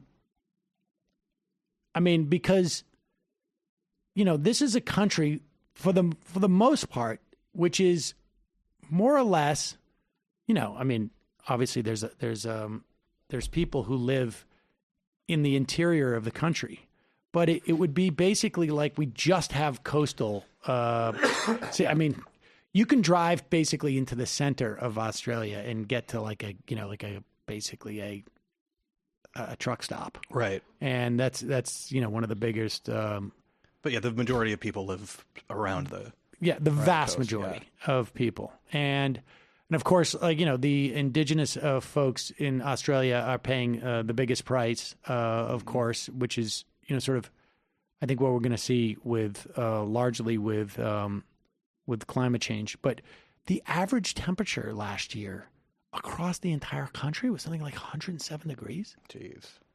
Like the average temperature. Yeah. Now, a big chunk of the country is desert. Right. Yeah, but still. I spent 3 weeks out there in a tent. Oh, yeah. Yeah. The water had washed away the road to Adelaide, and all I had was Hannah Arendt's The Banality of Evil. It was a dark time for me. That sounds like it. But here is folks in Cobargo, and I don't know where Cobargo is, but it's inland, obviously. But and you can see how arid it is. And the PM, the Prime Minister, now the Australian government has been in denial about climate change. Yeah.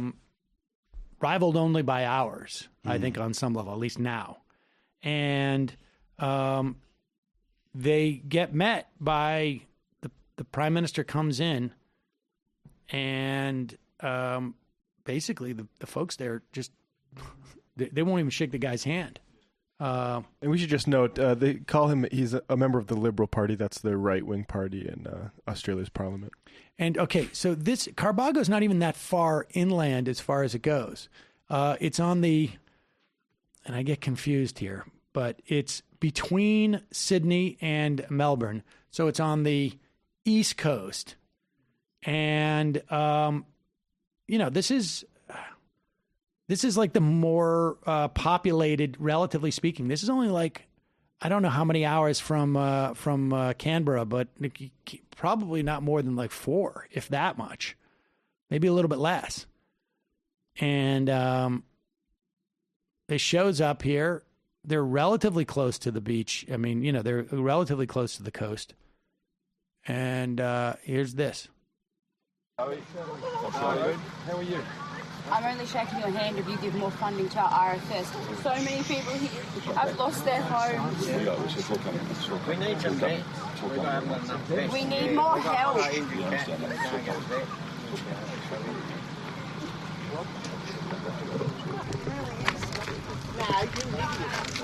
You won't be getting any votes down here, buddy. You're an idiot. Who votes Liberal around here? Nobody. No Liberal votes. You're out, son. You are out. Good night, Vienna. See you, mate. Bye. Go on, piss off. What about the people? What about the people who have nowhere to live? You're not welcome.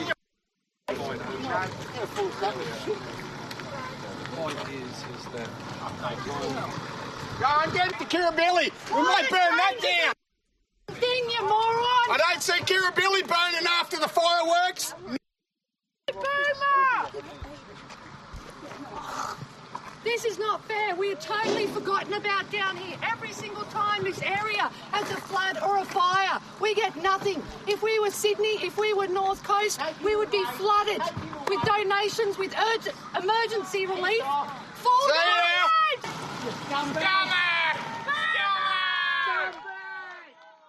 They just basically chased him off. I want to hear what they bleeped out. I know it. Australians are so good at incredibly obscure Australian. So well. That's one of the most depressing things about American political culture is that the leader of our state never has that happen to them. It's Like when you paid attention to the UK election too, Boris Johnson just walking around having old pensioners yell insults at him. I wonder when that flipped because we used to tar and feather people. Yeah, we did. Yeah, I mean it absolutely. Probably after a couple assassinations. Maybe it's time to bring it back. I talked about that last time I was here with Andrew Johnson. When he went on his little tour around the country, people were heckling him constantly. Right. People were just heckling. They were either throwing vegetables. They were like throwing vegetables at him. Well, Trump gets booed at sporting events. That's the closest. And then they stopped sending him. Like we just don't. Our presidents just don't ever interact with non-handpicked crowds. Bring back the tar and the feathers. Let's take some phone calls, shall we? We got a little bit of time. You got some time? Oh, yeah, I got a couple calls. Yeah.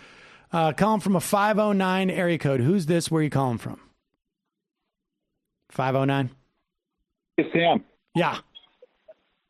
This is Ronald Reagan. Ronald Reagan. Happy 2020 to you. Thank you. Same. Likewise. I'm trying to square a circle here. You seem to be pretty anti-war, and yet yesterday you came out pretty vociferously in favor of human genocide for food. And we had a call from a vegan yesterday who said was trying to make the point, like, if I could imagine a post-apocalyptic era where we would eat other human beings, would I be okay with factory farming of humans? Mm-hmm. But I can't have the mindset of I would have then. I need to have that mindset of now. Right. You need to believe that. I mean, in other words, philosophy. Yes. Okay, yes, I understand your point, I think. Well, first of all, Sam also pretended like he didn't know what morality was, which kind of made it, confusing. But Sam, do you drive a car anywhere? I do, yes, on occasion. What if the Flintstones, how like the cars are powered by people? Yeah, I do. They walk, right? Sure. Okay, I understand. Right. So what if instead of cars, we had Flintstone cars, but it was slaves who had to move your car around? Would that be okay? Well, no. So that wouldn't, I'll use your language, I guess. That wouldn't be your preference. Right, that wouldn't be my preference. Okay. So what about the first situation would need to change to make it enough like the second situation for you to be not in favor of the first situation? Well, careful now, because I don't want you to get quite as owned as you got yesterday. To get owned that hard, frankly, 2 days in a row would be unfair to you. So I'm going to give you a little bit of leeway. Okay. So what would make the first situation as unpreferential as the second situation?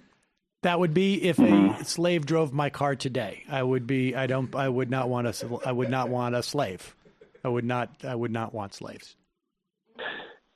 Now, you like apples, I understand.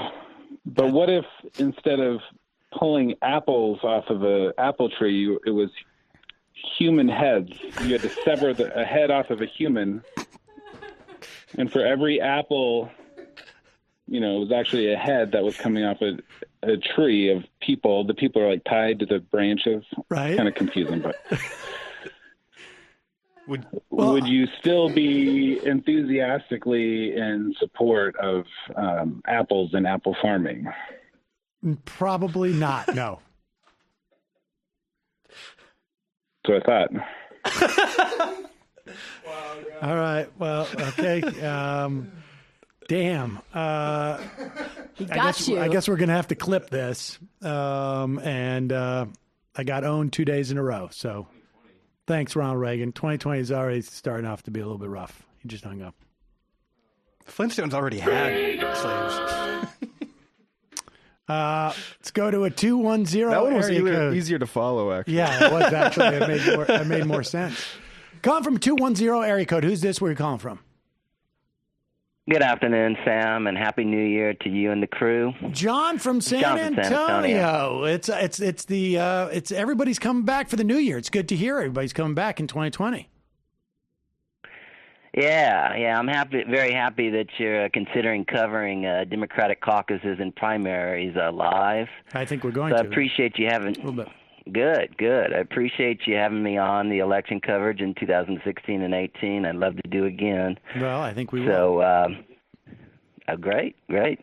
So Bernie Sanders hauled in $34.5 million in the last quarter, easily surpassing the second highest fundraiser by almost $10 million, and Bernie supporters have a lot of reasons for optimism. He's leading in polling in Iowa, New Hampshire, and California. He's also leading in those states. And American prediction market websites and British markets. Betting markets, yeah. So since the emergence of Bernie in 2016 election, the left has been ascendant. Hopefully 2020 will show the newly emergent strength of the left in electoral politics. It's 60 days till Super Tuesday, which will host 5 House and senatorial primaries in California, Texas, North Carolina, Alabama, and Arkansas. There are 24 strong progressives running in California for House seats, 10 in Texas, and 5 in North Carolina. Out of the 43 seats that flipped to the Democrats in 2018, almost all were won by centrist or conservative Democrats. The Young Turks CEO, Cenk Uygur, has challenged the premise that progressives can't flip districts. So he's now running in the 25th District of California, where centrist Democrat Katie Hill recently resigned. Cenk has excellent fundraising so far. There's actually 2 separate elections on March 3rd in the 25th District. One is for the vacant seat that'll serve from the next time there's a winner, which will probably be from May till the end of this year. And the regular election will hold its jungle primary, in which the candidates from all parties will compete against each other for the top 2 seats in November. In the race for 2020, Cenk Uygur's main competition comes from centrist Democrat Christy Smith, who serves in the California Assembly, and David Rednick is also running as a Democrat. Cult of Trump Party are vying for the seat, and 6 Cult of Trump parties are vying for the seat, with former Congressman Steve Knight, who served 2 terms in this district before losing to Katie Hill by 9 points in 2014. Cult of Trump Party, Mike Garcia raised $480,000 in the third quarter, and that may split the Republican vote. In the race for the 2020 representation, the winner must get over 50% of the vote, which is highly unlikely. So there'll probably be a runoff on May 12th between the top 2 vote getters in the general election for the term starting in 2021. There are 13 candidates, 6 Democrats and 6 Cult of Trump parties, with 1 no party preference. That's a new. It's a new rhetorical flourish from you, John. I don't think I've heard you say Cult of Trump party. Yeah, well, I mean, it's pretty obvious. So, yeah. Okay. In the Texas 28th district, Justice Democrat endorsed Jessica Cisneros as challenging one of the worst Democrats in the House in the 21st century, Henry Cuellar. According to 538, that Trump score, which is incomplete but gives a general idea of voting patterns. Cuellar votes with Trump 46% of the time, which is the second worst voting record in the Democratic Party. Cisneros is an immigration lawyer. You interviewed her on Ring of Fire, right? I think so. Let me just ask you this. There's no polling in any of these districts, right? I mean, we have a dearth of polling, it seems to me, this year. Like Iowa, we haven't seen nearly as many polls as we did 4 years ago. 4 years ago, right? Yeah, right. That's exactly right. It was even more in 2007. You know, I mean, of course, they were holding their primary so right what are at the the implications beginning of January. Of this, John? I mean, what are the implications in terms of like what you know? I mean, I imagine from in terms of the national races, but with the states, do we have we have a less clear picture of where everybody stands at this point? I mean, in Iowa, it seems to me at this time, by this time, I think maybe the primary, relative to when the primary was, there was like between half a dozen and a dozen polls, and now there's like two, it feels like. Yeah, that's true. I mean, it's just, I think mainly it's because it just costs so much money. Because of the emergence of smartphones, you know, and people don't answer their phones, and people, you know, people don't want to. The organizations just don't want to do it. I mean, local organizations don't want to poll. National organizations don't want to poll. I mean, I'm hoping to see more, you know, but I mean, at the same time, you know, I think that I don't know if that's necessarily a bad thing for Bernie because. Well, presumably the campaigns themselves are paying for polls, and if you've got that much more money, you're Bernie. You've got the most amount of money. You are getting the polls, and so theoretically, you have the best amount of information. And for a campaign like Bernie's, which is so organizing based, and I think the Intercept has a piece about this actually that came out today. One would expect that would be, I don't know how big of an advantage, but an advantage at least, right? Yeah, I mean, Ben Tolshin is his pollster, and you know, he's a pretty good pollster, and you know, he hasn't released any. He released a bunch of some polls in Midwest states, I think in. Last summer, or maybe it was last spring, and I haven't seen anything for public release since then.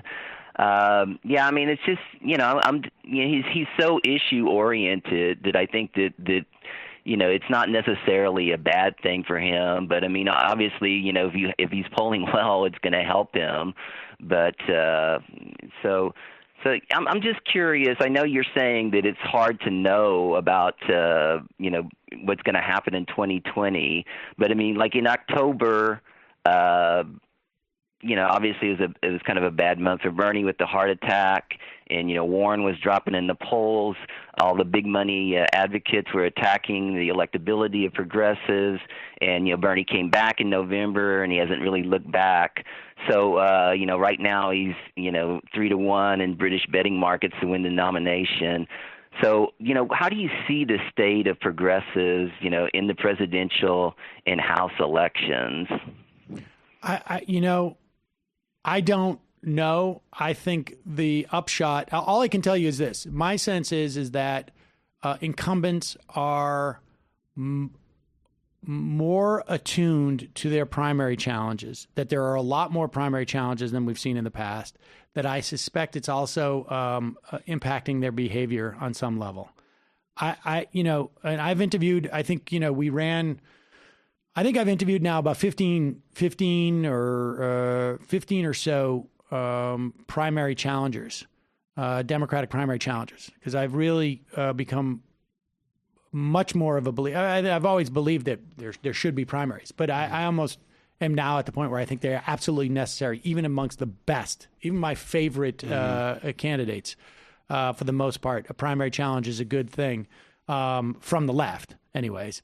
And I have to say that, like, half of them I thought were excellent, like relative to even, in terms of their ability to communicate why they're running.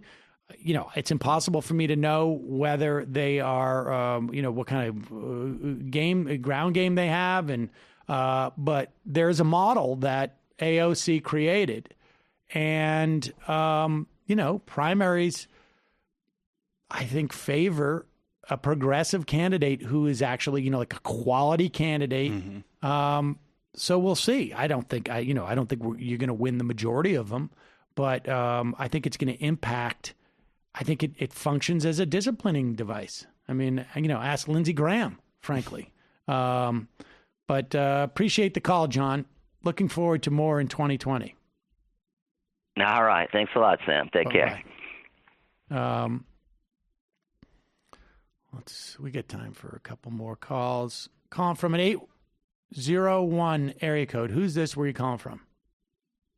Is this me? Yes, it is. Awesome. This is TJ from Utah. PJ from Utah? Welcome to the TJ. Yes. I just got two quick things. One, not to be a conspiracy theorist, but you mentioned earlier about, Iran possibly attacking the grid. Right before the show came on, I had a power outage in my area. And when I checked Rocky Mountain's Power, their website, to check for outages, there were a ton throughout the Wasatch Valley. So I don't know if that has anything to do with it. I don't know. I suspect that would not be the first place that they do the power outage. It seems unlikely, but it is a red state. If the best that the Iranians can do is to get it covered on the Majority Report, it's not going to be. Yeah.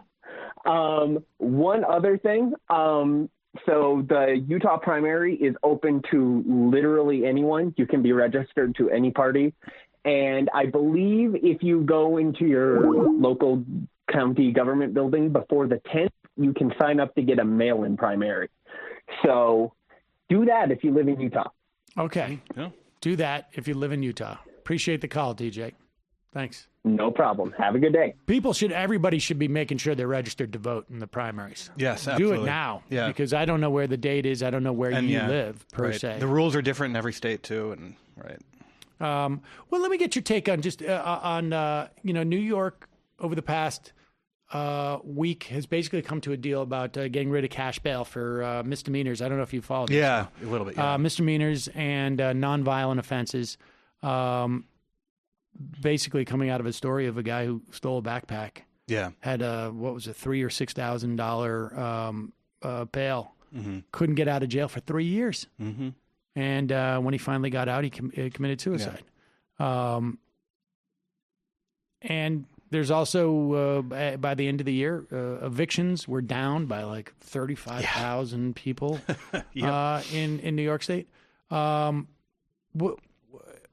Just give me your sense of because I'm quite convinced that like the untold story of New York State is Cynthia Nixon should be getting a lot more credit than she did. Yeah. And I think that's true. And a lot of this is happening as the sort of main political figures in New York in terms of power and how well known they are not thrilled about any of this, but just sort of have to let a lot of it go through. Yep. Right. And like,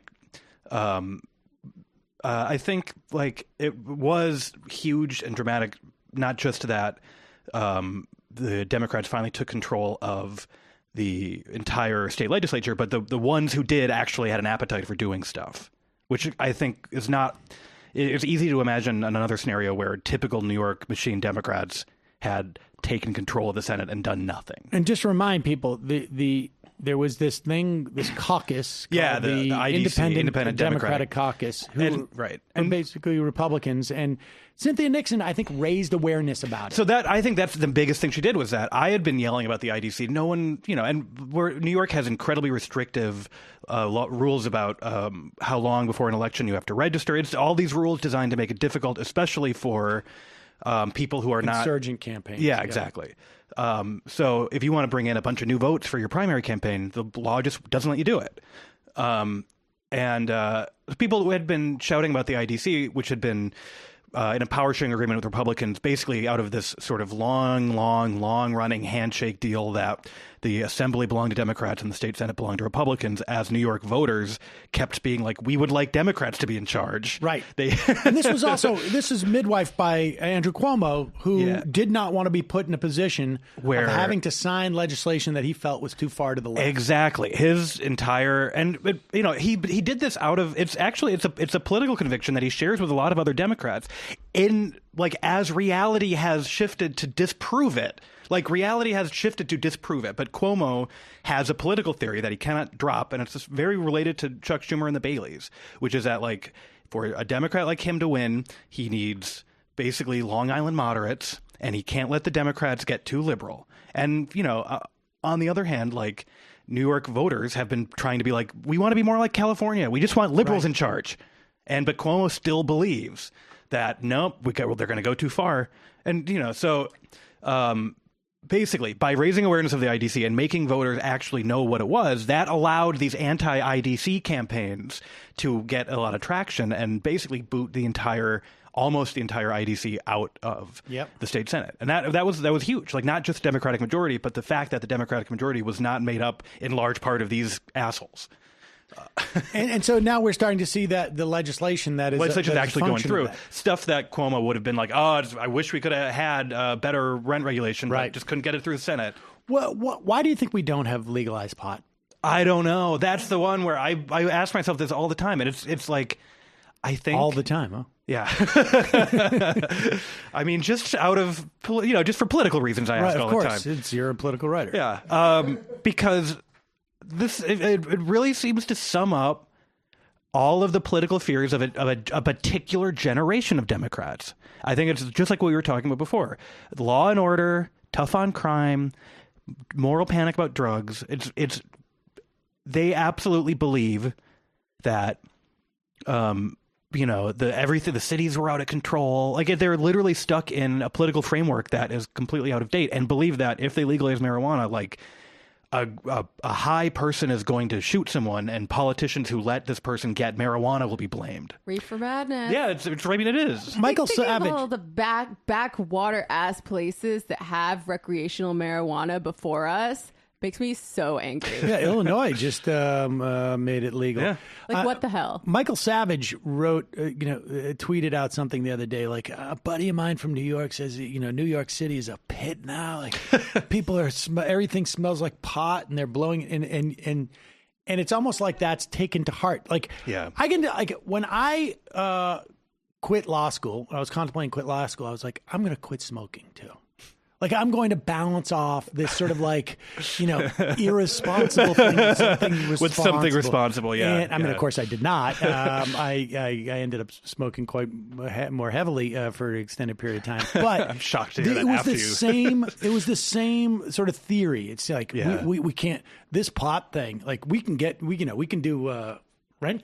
Expand rent control, but we can't. Not if people are getting high everywhere. It's a fear of backlash. It really is. I also think there's I feel like Andrew Cuomo's trying to figure out a way. Trying to figure out an angle. Yeah, how am I going to get paid? He needs, right, because that's the other part of it. Is like, if someone connected to him was able to make it lucrative for him, like, it would be happening. I sort of feel like that. Which I have to imagine Illinois worked the same way. Like, when they finally got it through, I really have to without imagine. a doubt, I would imagine. All right, we got time for one or two more calls. Calling from a 551 area code. Who's this? Where are you calling from? Hi, Sam. It's A Square. A Square, how are you? Happy 2020. How are you? Happy 2020. Happy New Year, Jamie, Matt, Brandon, and, of course, Mike Brooks. Mike, that show with the guy from Wildfire was fantastic. He's not talking here. about spirituality. Oh, he's not there. No, Oh. it's not. He's contractually prevented from working a full week in 2020 until the second half of January. But if you have anything nice to say about the Intifada or literary hangover, Matt and I are here. Well, of course. I'm sorry. I joined late, and I was trying to do my annual call at the end of the year, and I couldn't. I just wanted to say to all of you, thanks so much for keeping us sane. And this year is going to be hell. Sam, it's like they put us in a freaking time machine, and it's 2002, 2003 when I woke up this morning. What the hell is going on with these people? I don't know. They're going to do this all over again. I don't think that they're going to be able to do it over. It's not going to work the same. It's not going to work the same way, and I think that's because the nature of the era, and that they didn't. Man, it was lazy about it. Yeah. Right. It's just unbelievable. It's unbelievable. It's just, like we didn't had a hard year ahead of us already. Mm-hmm. Listen, here's something that I wanted to throw at all of you, and I think and your guests too, to consider. And so I'm going to hang up after that, so you can talk about it now or later. You remember after the election, the re-election of Obama, and what was that? Autopsy report the Republicans were going to do, and all of the fears that existed out there about the split of the Republican Party. I have to tell you, I feel that way about the Democratic Party now. If Bernie Sanders is not on this ticket, I just think that it just seems to me like the progressives are going to say enough with the Democratic Party. As much as it's hard to wield power without a machine in this country, I just don't know. So one of the things that I wanted you to see if you can find a guest to talk about whether the progressive wing of the party could start lifting a machine. And I know, Jamie, you're going to say socialism now, and I agree, but I just think that the way the political power is configured in this country, you need a machine. And so I'm concerned that the party's going to split, and the progressives are going to say the hell with this and try to establish something, but not having enough money and power to get it to happen. So with that, I'm going to say I will be listening and hope to see you guys in November, bring you a bottle of champagne. We win any which way with the anniversary of Majority Report. Thank you, Sam. Thank you, A Squared. Appreciate it. Bye. Well, I should tell you, thank you, A Squared. We figured out about a month ago that the 10-year anniversary of the show is on Election Day. Oh, my God. Yeah. It's nuts. What do you think? I mean, do you think that if Sanders is not, assuming that it happens without any type of major irregularity, right? Sure. Put aside for the moment a brokered convention where on the third ballot, all of a sudden Pete Buttigieg, is somehow pulls some parliamentary trick and Joe Biden becomes a nominee or something like that. This hypothetical is already making me mad. Well, but just I'm curious as to what you think. Is there a scenario where I don't think it's realistic that there's going to be create a third party. But how tough of a divide do you think there would be going either way? Because I think it's, I personally think that Bloomberg has just bought himself an option to run as a third party candidate. Yeah. And he's going to make that decision after the convention. Well, my impression with people like Bloomberg was that what they were trying to do was recognize that this was a moment in which people like him could sort of take control of the Democratic Party, basically, right? Because there is a sort of natural split between, with a party that still has a large working class base, primarily made up of people of color, and on the other hand, has a large and increasing base of educated, well-off moderates, but not even necessarily moderates. Sometimes they're very, very liberal people, but they're sort of educated and well-off people. That's not a sort of completely natural coalition, right? So I think that the way, if you're looking at it from a Bloomberg perspective, there's a pretty obvious way to cleave that, take control of the wealthier part of it, and then there's no completely natural the party coalitions are not a creation of God, right? They're like the Democratic Party especially is just like a bunch of coalitions. And the idea of the Republican Party cleaving to like the Whigs did made some amount of sense when it seemed like they were at a real low point in 2006 to 2012 outside of the one huge wave election. But, like the problem with Democrats splitting is that like literally our entire system of government is designed not around two parties, but around these two parties. Right. That was done on purpose because people wanted to entrench their own power within the system. But if you have to get to another point too, is like are the progressives going to, and the people who are Bernie, are they going to abandon the party? I mean, I think it had already happened. Like the Democratic Party has already lost voters who could be inspired to become Democratic voters. Like there's this idea that centrists scold non-voters for not doing their duty, but it's like it's the responsibility of the party to get these people to get up and vote. But anyway, that's a long way of saying like I think that if the split happens, you can't, within our current electoral system, you cannot create a new party, and that like there are still forces like vying for control within the Democratic Party.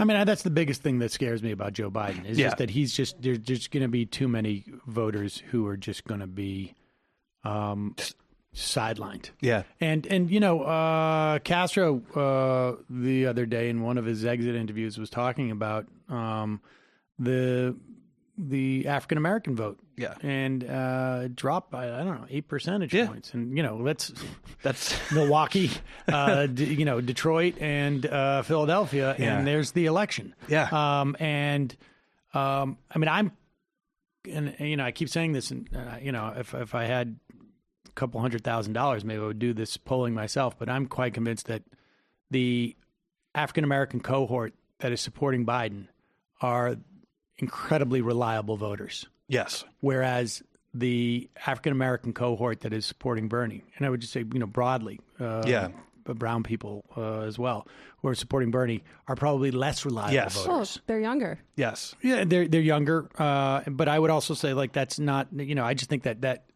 you can't trust us millennials. Well, I don't think it's just a matter of age. I don't think it's just a matter of age. And less wealthy and I just think metrics. that, just broadly speaking, they're less reliable voters, and also just more alienated from the system. Yes, exactly. And they don't feel a part of this. Like, but from just from an electoral analysis, he's bringing in voters. That Biden's the cohort that supports Biden will vote for any Democrat. Yes, the cohort that supports Bernie will be far more selective. Yes. And maybe even selective is not even the right word, because I don't think it's a question of they're saying, well, I think it's just a question of what inspires them. Yes, exactly. And brings them out. I don't think it's quite as much of like, I won't do that guy, but I'll do that guy, but I won't do that person. I won't do that person, like that. I think it's just, I'm being drawn to something. Yeah.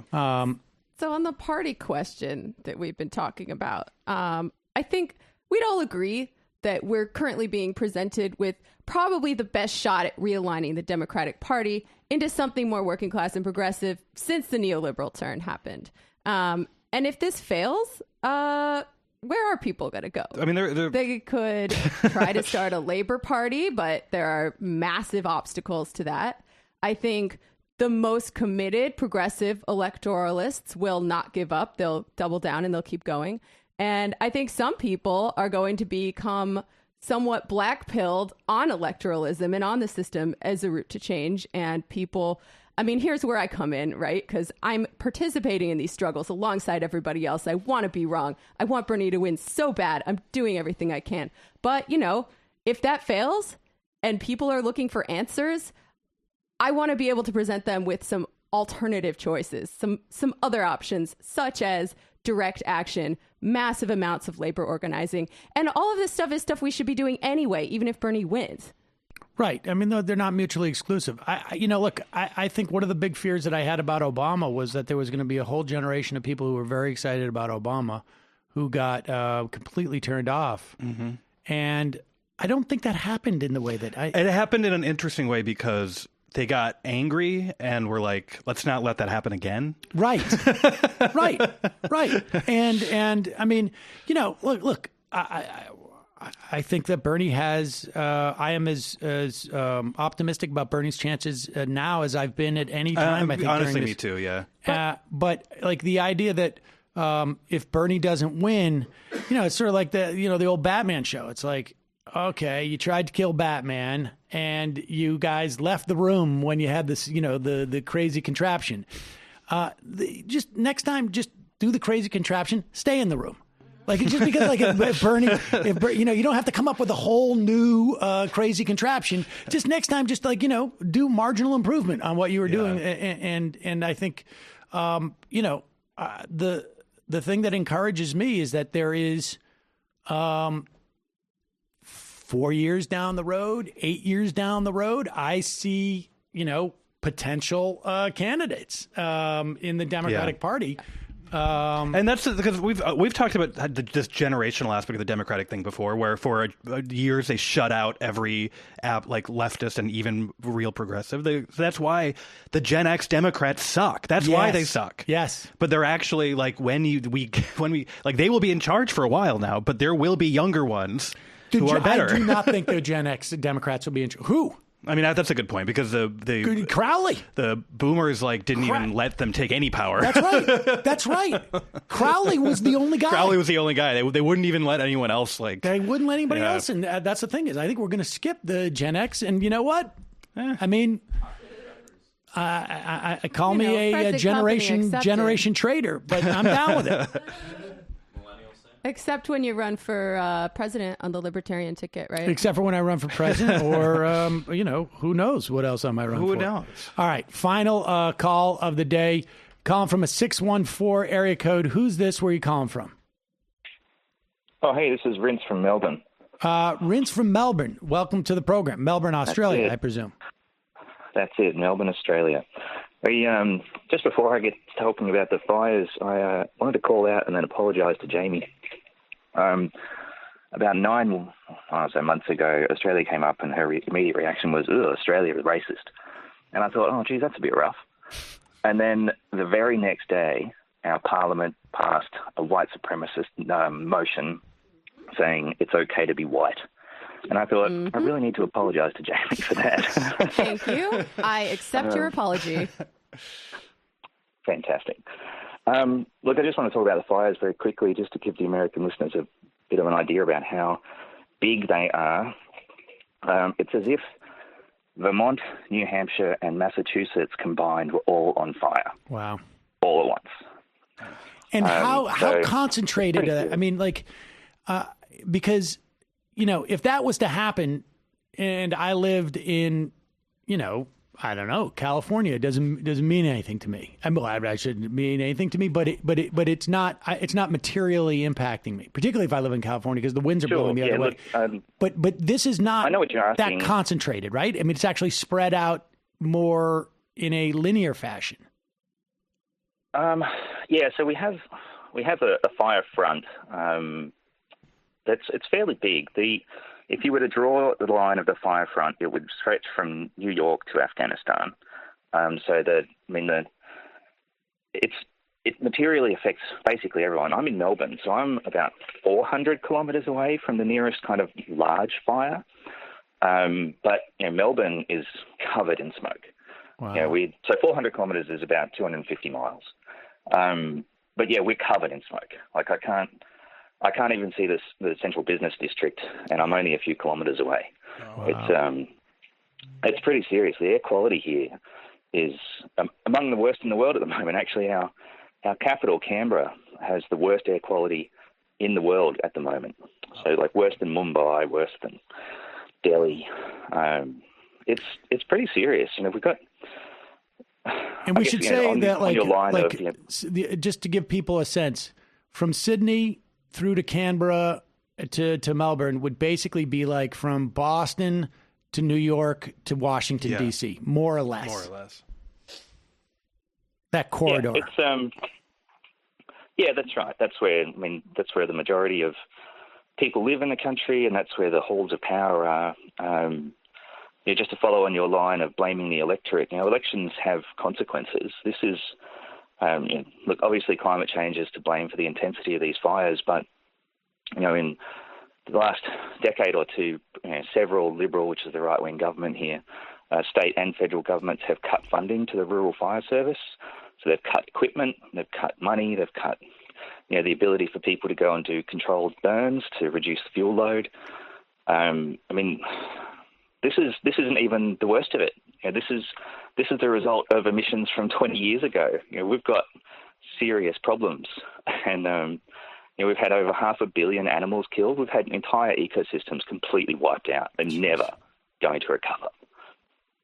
Wow. And so, I mean, is there a sense, are people saying, we need to get through this season? And, I know there's been a drought for 3 years. Is there even a hope for some type of seasonal relief? Most of the fire chiefs at the moment are saying that the season may not actually finish until May, which is the end of autumn. Wow. Our fire season this year started in September. That's spring. We're not supposed to have fires in spring. This is just going to take a nation-building effort for us to fix. We're actually having people evacuated by the Navy and the Royal Australian Air Force from some of these towns like Mallacoota and Cobargo. I can tell you what the people at Cobargo were saying if you want to hear it. Oh, yeah, I guess. Sensitive American. Yeah, why don't you tell us what it was? Look, I guess that clip is kind of emblematic of the leadership in the country at the moment. At least when Trump went to Puerto Rico, when he was shooting hoops with those paper towels and stuff at the crowd, at least he took something. Or at least someone on his team had the wherewithal to say, maybe you should take these people who are desperate for help something. Mm-hmm. But he had a convoy of 6 to 8 vehicles, no water, no food, no relief of any kind, no promise of funding. Wow. He actually reaches out and grabs that woman's hand, and when she's telling him she doesn't want to touch him, and then he walks away as soon as she asks for help. She's asking for help, and he turns his back on her and just walks away, and that is actually, a perfect encapsulation of our current government's response to climate change and to this particular emergency. It's really brutal, and this is not to blame the electorate, but elections have consequences, and right. And this is just one of them. This is just the start. It's just going to get worse. The drought probably won't end because we've been deforesting large swaths of land faster than the Amazon. So we're not going to have any of the natural water cycle. So we're not going to generate much rain. This is apocalyptic for Australians. Right. And people in New Zealand, which is over 2,000 kilometres away, they're getting affected by the smoke. Wow. It's ridiculous. Can you give us a sense of the state of the Australian left right now? Because I don't know as much about Australian politics as I would like to. I know that there were some shady plots back in the 70s, I believe, to keep socialists out of power, if I'm getting that right. Oh, yeah. So, let me just thank the CIA for rolling our Prime Minister in the 1974. Really appreciate that, America. That's great. Anytime, literally. That's not contested or a conspiracy. It's literally what happened. So the state of the Australian left. Well, full disclosure, I'm a member of the Greens Party here. We're the left as far as the electorate is concerned. We just had an election in May, and we have two major parties: the Liberal Party, which is the right-wing party, and the Labor Party, which is historically a left-wing party, but has took a hard turn towards neoliberalism after the coup in the 1970s. So we kind of have a right-wing party, and I guess you could call them a centrist party. They do have some left ideas, but the Labor Party took hundreds of detailed, costed policies to the election, and lost. We had polling showing them winning pretty much non-stop for the last 3 years of government. And, we went to the election and they lost it. So we've got another 3 years of the Liberal Party, the right-wing party, and doing tax cuts for large corporations and agribusiness. The left, I guess, to get back to your question, is not particularly in a great shape. We don't have a strong left. We don't have really a strong independent media either. Over 70% of our print media is owned by Rupert Murdoch. The large majority of the television. And, well, no, he's American. You can have him. Right. Well, I got to say, I have a feeling that if we're in a position to have history have a clear-eyed vision, that Rupert Murdoch may go down as one of the most sort of destructive characters in this century, in the late 20th century. Obviously there was some other pretty big villains, but in the era of like non-military, like it just. Yeah. Well, in terms of long-term consequences, what he's done to political culture in the entire Anglosphere cannot be underestimated. Well, listen, Rintz, I really appreciate the call. Call back with an update for us. Sure thing. Take care, everybody. Thanks. Happy New Year. Happy New Year. Bye-bye. All right, folks. That is all the time we have. Alex Pareene, always a pleasure. Of course. Folks can check out Alex's piece, A Decade of Liberal Delusion and Failure in the New Republic, which I got to say, like, I get it. It's sort of bizarre. Like I have a print subscription, obviously a digital subscription as well. When the New Republic comes, I have I'm still like adjusting. Yeah. You look at it and you're like, it was for many years. I was just like, and it's just a very weird corrective. And I like it. I'm enjoying it. The writing is great. And it's a good weird. It's a good weird. It is a good weird. All right, folks, we will see you on Monday. It might take all the strength I got to get to where I want, but I know somehow I'm gonna get there.